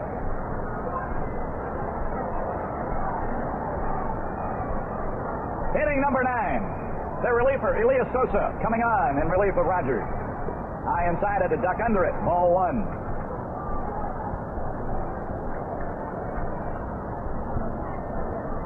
1 ball and no strikes. All right, right-hander ready, the pitch. Swinging and fouling into our dugout. Almost nipped skipper Chuck Tanner. 1 ball and 1 strike. Looking up behind the screen today, I think half of Newcastle was here. Looks like all the folks we saw in Florida. 1 ball and 1 strike on running with nobody on in front of him and 2 away. Swings, sends a high fly ball to right. Valentine will come in about 3 or 4 steps. We have extra innings on opening day. No runs, 1 hit. Sargent out trying to stretch a single to a double. No errors and nobody left. We'll go to the 10th. Montreal 2 runs on 5 hits. The Pirates 2 runs on 10 hits. Did you ever use crutches or wear a cast because of a broken arm or leg? Do you still remember the glimpses of others showing pity and curiosity? Your broken bones did not change you as a person. And being permanently disabled doesn't change a person either. I'm Dave James. The disabled are people just like all of us. People who have needs and desires. Desires to be able to work and play and be given a chance to prove to themselves and to others that they can make it. Now, your local Easter Seal Society for many, many years has been helping the disabled become more useful citizens. People who can work and be an asset to their community. But your help is needed. Your help and attitude to accept the disabled as neighbors and friends in your community. KDKA Radio urges you to visit your local Easter Seal Society and learn about the programs available to the disabled in your area. Kent Jacoby will be working in the 2nd inning as we go to the 10th inning, and he'll be looking at the top of the Montreal order. That'll be Andre Dawson, Rodney Scott, and Warren Cromartie. So we have really had a tough tight one here, not able to break through, and as a result, we're going to have extra innings on opening day, a bargain to say the least here. Dawson, who will be leading it off, is 1 for 4. He had a big 2-out single that drove in a run in the 5th inning. Scott is 0 for 2, but he's walked twice. Cromartie is 0 for 4. So the trio that's going to be starting it here in the 10th inning has 1 hit among them. San Diego will be at L.A. tonight. Giants at Cincy, and the rundown of the afternoon and night will be yours. Remember, we're in the regular season now. You heard Chuck Tanner on the warm-up today with us, and of course, after every game, Lanny gives you the rundown on the scoreboard and the highlights. Here's the pitch. Low inside of ball to Dawson. Dawson, their center fielder. Remember, tomorrow, a 2:15 game, Sunday, 1:05. And the 1-0 from the Teak is hit him in the middle of the bat. Not exactly the way Teak wanted to start it here in extra innings, you know that. Dawson just couldn't roll away. It hit him in the small of the back, evidently. The trainer out to look at him along with the manager, Dick Williams. So you've got Dawson at first with nobody out in the 10th inning, and he is a threat to be moving. So Jacoby and the coach here are going to have to really be alert here. And we're going to need somebody in that dugout, Lanny, with some leather lungs to help Steve out, because this batter's going to be blocking him. In other words, if he's moving, those guys in the dugout have got to be helping Steve. There he goes. I think Jacoby down through the years has been a pretty good pitcher, holding runners on, and he'll give Steve a pretty good shot. All right, here is Rodney Scott. He walked in the opening inning, bounced out a couple times, and in the 8th inning led off for the walk, stole second. Scott will be looking for the punt here. Bear is already up 25 feet at third. Outfield shallowed up and around toward the left side with him batting, and the first pitch strike called over the outside corner above the knees. No balls and a strike. Inning number 10. Pirates have out hit them 10-5, but just weren't able to deliver in a couple of innings where they really had golden opportunities. As a result, we're in the 10th, tied 2-2. Weileman pitched very well. Romo had a little trouble, but pitched a scoreless inning. It's now Jacoby. Pitch out. Dawson did give a little fake break that he might be going. Boy, Bill Robinson is really playing a shallow left field. Way in and over a couple of extra steps closer to the left field line. Grant Jackson's been joined by Jim Bibby now in the Pirate bullpen. Need somebody ready in case something starts to blow up here. Strike called in the outside corner. He showed butt, but never really went after it. 1 ball and 2 strikes. So we play all spring. Come home for opening day. And to the good, loyal fans who showed up in this breezy, windy, chilly weather, 36,000 plus, they've got extra innings to witness. 1 ball, 2 strikes. Runner edging but not going, throw over, not close. He just kind of lapping it over there. A 1 ball, 2 strike count as the Expos bat in the 10th inning. Rodney Scott, the batter. Dawson with good speed at first base. He's faking, not going, strike, free call, outside corner. Scott doesn't like it a little bit. He's jaw to jaw. Dick Williams got to come out now and try to get him away from the plate umpire. The umpire has walked away from him twice. Plate umpire took a lot of abuse right there and not throwing him out. Jacoby pitched him away really well. Good pitch. He ran that Fastball sailing away on the outside corner. By the way, what credit to this umpiring crew, Dave Pallone, the home plate umpire. They've been thrown into quite a pressure cooker with the regular umpires out. And Mr. Pallone calling balls and strikes. I think he's called a consistent game here today. Somebody setting off a cherry bomb or something. Proving once again that brains and trains only rhyme, and he obviously missed it. Throw to first base, not close. Fun is fun, but that ain't funny. Dawson at first is Cromartie bats. He's 0 for 4. Valentine on deck. Inning number 10. Jacoby comes to the stretch, throws to first a little quicker that time with the runner's back. Dawson stretched out full, getting back to the bag. Steve Rogers, who pitched a good game before he was lifted, picked off a couple of our runners, Moreno and Alexander, so he picked off a couple of speed merchants, didn't he? All right, Jacoby ready again. Throws over that way. Drill got by Sargent. Going down the right side against the box seat railing. Has to chase it down, and now they've got a runner at second base. Breaker in scoring position in the person of Dawson, and Cromartie is the batter. There's still no count to him. Left-hand swinger. Jacoby delivers to him, and he swings and bounces it right to Stargell. He will flip to Jacoby. It's out at first base. Dawson moves over to third. Score at 3-1. Captain Willie DeTeek makes it 2 away and bring up Ellis Valentine, their right fielder, who is 0 for 2. He's walked a couple of times. Pirate pitchers have walked 4, struck out 7, hit a batter. We've had errors on Tavares, Parker, Garner, and Stargell. Up till now, they haven't hurt. Jacoby now going to look at a dangerous right-hand hitter. Valentine's a good one. No chance to ease up here. We're in the 10th inning, tied at 2-2. Montreal batting with a runner at third. Jacoby stretching, looks to third, delivers, swing and a miss, and a sinker in the bottom literally dropped out of that sinker ball. Jacoby struck out a couple in the 9th inning. He has struck out 1 here in the 10th. Last couple of years, his stock has zoomed as a reliever in this league. Topped it off with 91 appearances last year and 31 saves. Here's the 0-1 pitch. A high chop. Toward short. Third baseman can't flag it down. Barrow wanted to snap and throw and couldn't. Run scored. That's going to be an error on Barrow, and it's the 5th Pirate error of the game. And it's 3-2 Montreal. It was a high chop toward short, going toward Garner, but Barrow playing third as he's supposed to do, is supposed to cut in front and make that play. But he never got the ball in his glove. So Hutton will be batting now for the first time. It's a 3-2 Montreal lead. I think it's a play a third baseman's got to make aggressively. I think Dale kind of sat back on it a little bit. All right, this is Tommy Hutton, a left-hand batter, up for the first time. Came on in the 8th, replacing Perez at first. Runner going, throw down, and it's going to be safe because the ball is dropped.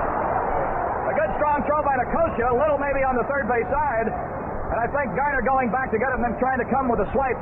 Had the ball kicked out of his glove. Yeah, Steve unloaded in a hurry, and it was a good strong throw, and then Scraps trying to get it from the third base to the second base side of the second, made the dive for it, never did find a handle. All right, it's 3-2 Montreal. It'll go as a stolen base. Tommy Hutton is the batter. The left-hand batter with a runner at second and 2 down, and a strike call. So a hit batsman, an error, and another error have given the Expos a chance to recapture the lead. They've scored the go-ahead run without the benefit of a single hit in the inning. Those are tough to take. 1 ball and 1 strike. Valentine at second. Turning, throwing, runner got back. The timing was there, but just a bit late as Valentine tiptoed back in. A ball and a strike. Jacoby stretches, looks back, kicks and delivers, swings and he misses. A 1 ball, 2 strike count. Hutton is the batter. Playing first base in the late innings. Right now we are in the 10th inning, and Montreal leading for the second time. They led 2-0. Now it's 3-2 Expos. Here's the pitch. Fouled it down the right side, kicks off the railing, and it'll go out toward Parker in right field. So still 1 ball, 2 strikes. Pirate errors are as high as the Expo hit total, 5. And 2 errors in this inning finally caught up with the Bucks.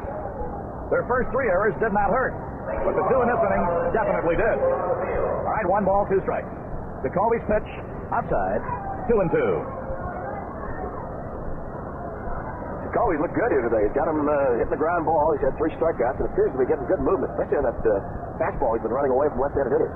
Really does. Really looks like the Tacoli we saw last year. Bouncer left side of the mound. Teak has it. Throws. Got him. Side retired. But they have an inning. They get 1 run without a hit. There were 2 Pirate errors. A hit batsman and 1 man left. So the Bucks have to do it all over again. We're going to the bottom of the 10th at Three Rivers on opening day. It's now Montreal 3 and the Pirates 2. When you say bud, you said a lot of things nobody else can say. When you say bud, you've gone as far as you can go to get the very best. There is no other one. There's only something left because the killer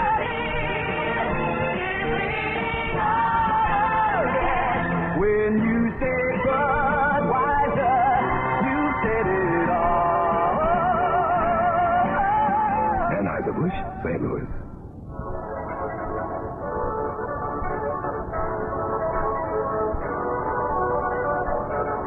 In the bottom of the 10th inning, Steve Nicosia will be batting for the first time.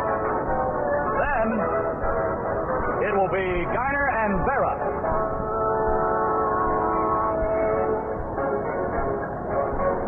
So here's Steve Nicosia. Last year, a good solid year in AAA. Hit around 320, missed out on the batting title to his teammate of last year, Mike Easler. And here they are, teammates on the big league club this year. Ed Ott, before he left the game, had a homer and a single. Now Nicosia batting for the first time, swings and misses against Sosa. Sosa working in his second inning. Garner is on deck. Pirates about hit them 10-5, but at the moment trail 3-2. Here's the pitch.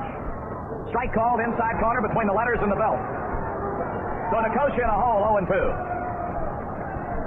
Expos in front by a run on an unearned run that they picked up in the top of the 10th inning. Pitch on the way. Outside, he wasted one. Nick had a notion but laid off. 1 ball, 2 strikes.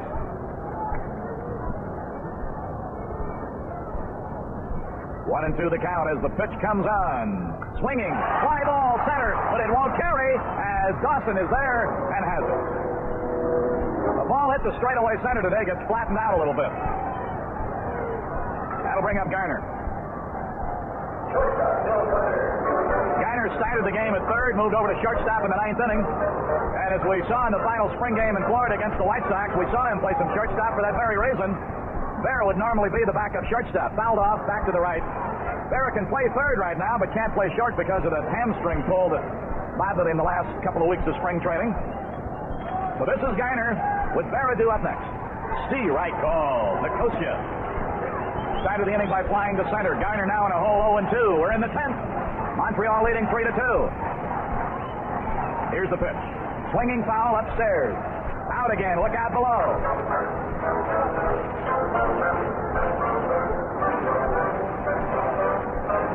No balls and 2 strikes. The Bucks need a base runner. Garner, who started the 8th with a double and scored what at the time was the tying run to make it 2-2. Now a popcorn box is blowing out in front of home plate. Boy, there's stuff all over here. Maybe the folks that clean this place up could just let the wind blow all night and clean it up. Upstairs on a high pitch, 1 ball and 2 strikes. The Expos took advantage of a hit batsman and a couple of errors to score a go-ahead run in the top of the 10th inning. Expos in front for the second time. They're leading 3-2. Pirates trying to hang on for dear life here and get somebody on and get the top of the order up. Here's the 1-2 pitch. Strike 3 call. Sharp breaking pitch. Outside corner, belt high. First strikeout for Sosa. The 8th strikeout of a Pirate. And here is Vera.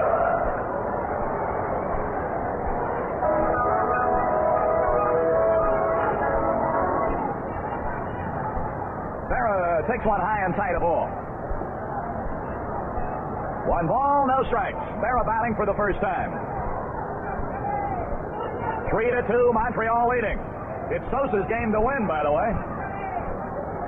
If he can get another out. Here's the pitch. Up high, ball 2. The pitcher is due up next. We have used Milner and Easler. Bear is in the game. Here's the pitch. Fouled off, out of play.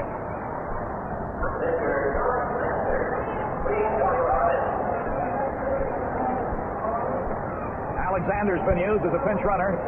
Well, Lee Lacy is available, if Barrett can reach. Final interference called against their catcher, Gary Carter, so award Dale Barrett first base. Does not count as a time at bat. Interference called on the catcher, Carter. So the tying run is on, and Lee Lacy will be the pinch hitter for Tekulve. Error on the catcher, too, right? Hit batsman E2 on the play to complete it. It is their first error. And a ball low outside to Lacy. So we need an error on the board for the Montreal Expos, and there it goes. Hutton came in to say something to Sosa. Lee Lacy, who was a pinch hitter deluxe for the Dodgers last year, trying to deliver in his first trip as a Pirate. Swings, and he misses strike one. Boy, if the Bucks can't get it back, it'd be a tough one for Teak to lose. He was throwing very well here today. But he hit one man, and that cost him because a couple of errors followed, and Montreal went in front 3-2. The pitch. Top foul back to the right side, and they've got Lacy in a hole 0-2.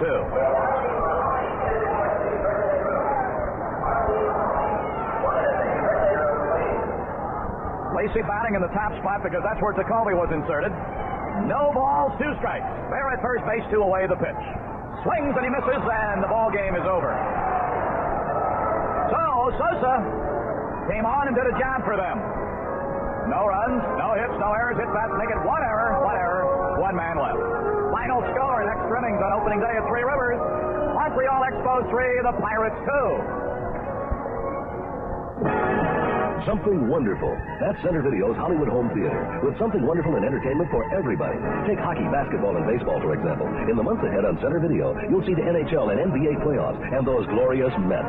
And all because Center Video brings you sports and all-night movies from New York, clear as a crystal, plus those oldie but goodie movies on Channel 22.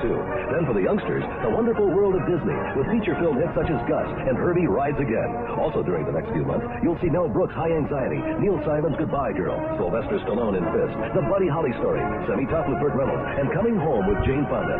Center Video has something for everybody, and something to look forward to, such as Saturday Night Fever, The Cheap Detective, The Fury, and Omen 2. Call Center Video, 231-7414. If you don't have Center Video, you don't have home entertainment. Call 231-7414.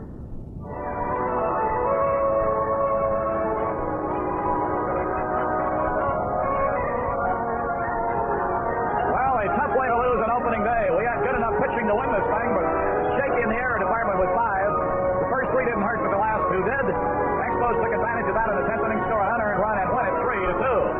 They had a homer from Carter in the 5th. They led 2-0 in the middle of the 5th. Ed Ott's homer cut it in half. The Pirates tied in the 8th inning when Moreno's speed enabled him to beat one out. That got Geiner home to tie it. Went to extra innings. That's when the Expos scored the unearned run, and here are the totals. For the Expos, 3-5-1. They strand 8. Winner Sosa in relief. He had followed Rogers. For the Bucks, 2-10-5 with 5 left. Loser, a tough one for Tekulve. Home runs, Carter and Ott. Time of the game, 3 hours and 2 minutes. No winning RBI. So, 0-1 after 1. Extra innings to do it. Now tomorrow it'll be up to Don Robinson to try to get us even. He'll be going against Grimsley in Game 2 of the 3-game set. Game time tomorrow is 2:15. Broadcast time for the warm-up is 2 o'clock. This game was brought to you in part by Chevrolet, where a whole new kind of compact car arrives April 19th. It's the first Chevy of the 80s, Chevy Citation. And it could be just the car you've had in mind. Buy Daily Juice products. Daily Juice products are made with natural fruit juices with an added bonus of vitamin C. Compare the flavor, the quality, and the price, and you will buy Daily. And buy Budweiser, the king of beers. When you say Budweiser, you've said it all. The hitting for the Bucks today, Tavares had a couple, Moreno 2, Stargell had 2, Ott 2, Geiner 1, and Blyleven 1, for a total of 10 hits. But they just weren't able to do it, and they lose the opener in 10 innings to Montreal, 3-2. Remember now, the ball game tomorrow will be on the air at 2 o'clock for the warm-up, and then it'll be Don Robinson against Ross Grimsley. Final score in this one in 10 innings, Montreal Expos 3, Pittsburgh Pirates 2. Our engineer, Al Getz, executive producer, Harry O'Toole. Hope you'll stay tuned now for Pirate Scoreboard, which follows in just a moment, right here on the Pirate Baseball Network. The Pirates Pirate Baseball 79 was brought to you in part by the Red Bull Inn. Visit any of the Red Bull's 13 convenient locations, and they bet you'll be back. By your nearby Zenith quality dealer, who invites you to see Zenith System 3, the best Zenith color TV ever. And by Conn's Wieners. Remember, great meat makes great wieners, and you can depend on Conn's. Take it from a guy that knows there's one thing all pitchers have in common. They dislike being sent to the showers. Now, if your own bathroom is old-fashioned and inconvenient, you probably aren't happy about going to the showers or taking a bath either. But American Heating can correct that by installing a brand new bathroom quickly and easily at a startling low price. Who can? American. Yes, American Heating's remodeling division can show you over 100 designs in famous Kohler bathrooms. And American Heating will do the complete job from floor to ceiling. That's including plastering, plumbing, electrical work, painting, floor and wall tile, windows, custom laminates, and even gold faucets. And for extra space, American Heating can install a powder room in an old closet, or in part of a hallway, or even under the steps. Now remember, at American Heating, there's no monthly payment for 3 months. So for a free estimate on a brand new bathroom, powder room, or any home improvement, call American Heating at 362-0800. Out of town, feel free to call collect. This is Bill Steinbach for an in-depth look at the news stories of the day. Join the 90 to 6 news team this afternoon at 4:30 on KDKA Pittsburgh. Our Pirate Post-Game Show is brought to you in part by one of America's largest Chevrolet dealers, Beryl in Wexford, Little Profit headquarters for Chevrolet and Honda, America's #1 economy cars. Beryl, Route 19 in Wexford.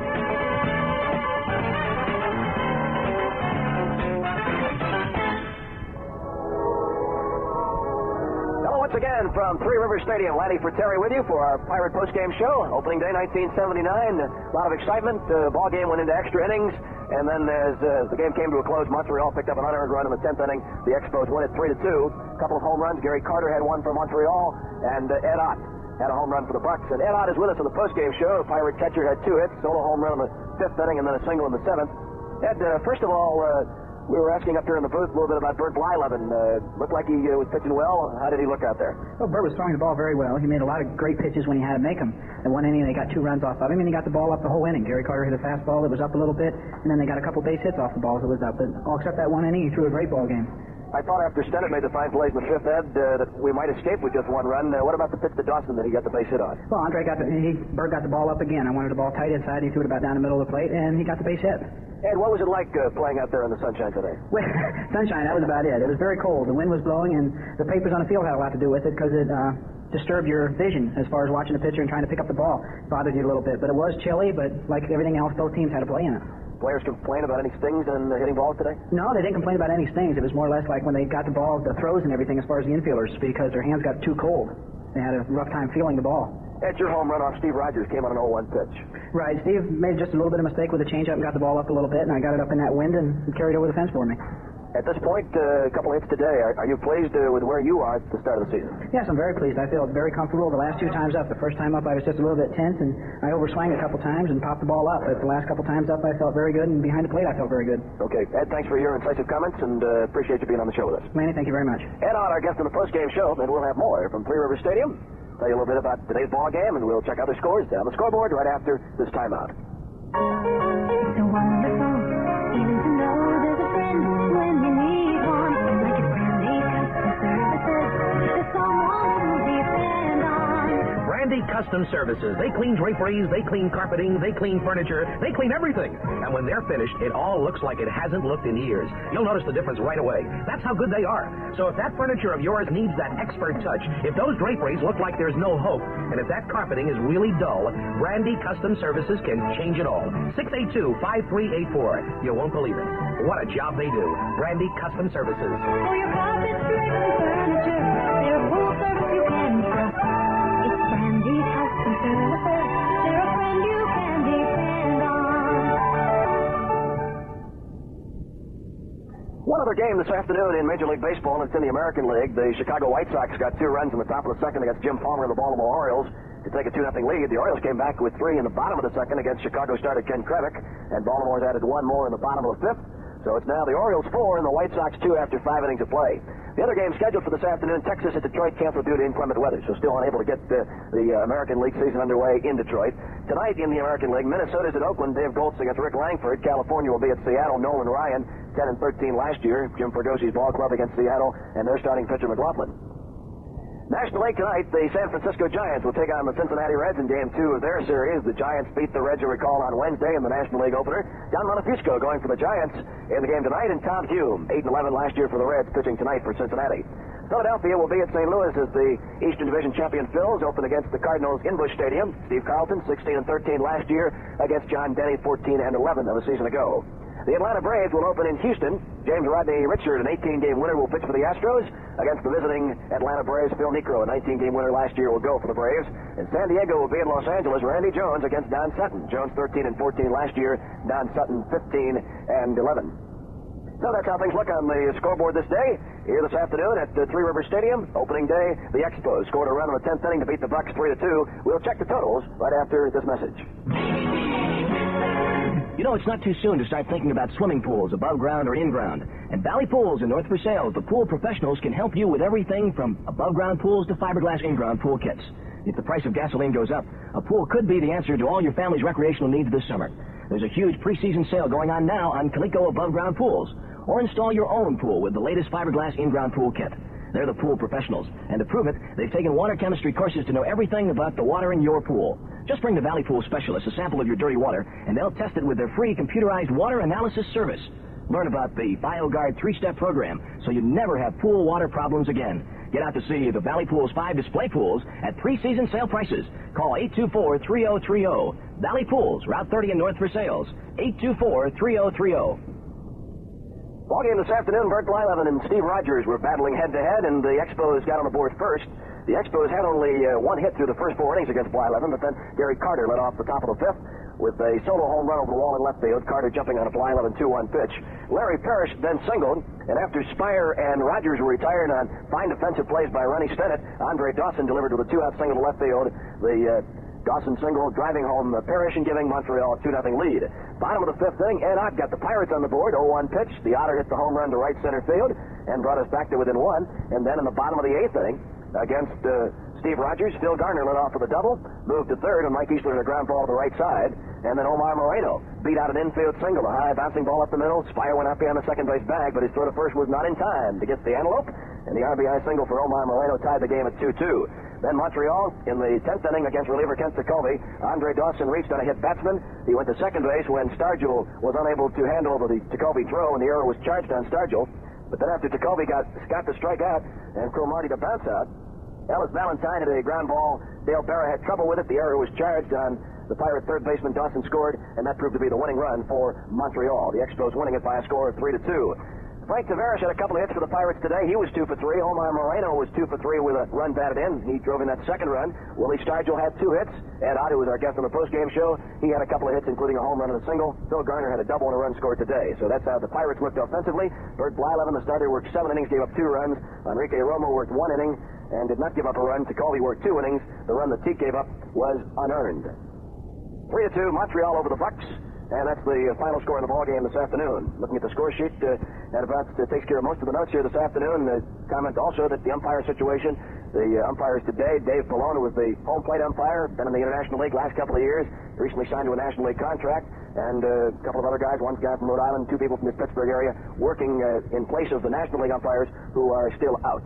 3-2, the final score. Montreal Expos taking the opening game of this weekend series, opening day, Three Rivers. The final numbers, the Expos, 3 runs, 5 hits, and 1 error. The Bucks, 2 runs, 10 hits, 5 errors. Elias Sosa, the winner, 1-0. Kent Jacoby, the loser, 0-1. There was no game-winning RBI. The attendance on opening day, 36,141.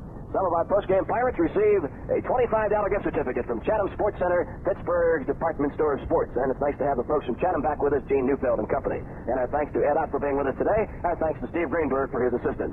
Final score, in 10 innings, Montreal 3 and the Pirates 2. This is Lanny Terry bidding you a very pleasant good afternoon on the Pirates Baseball Network.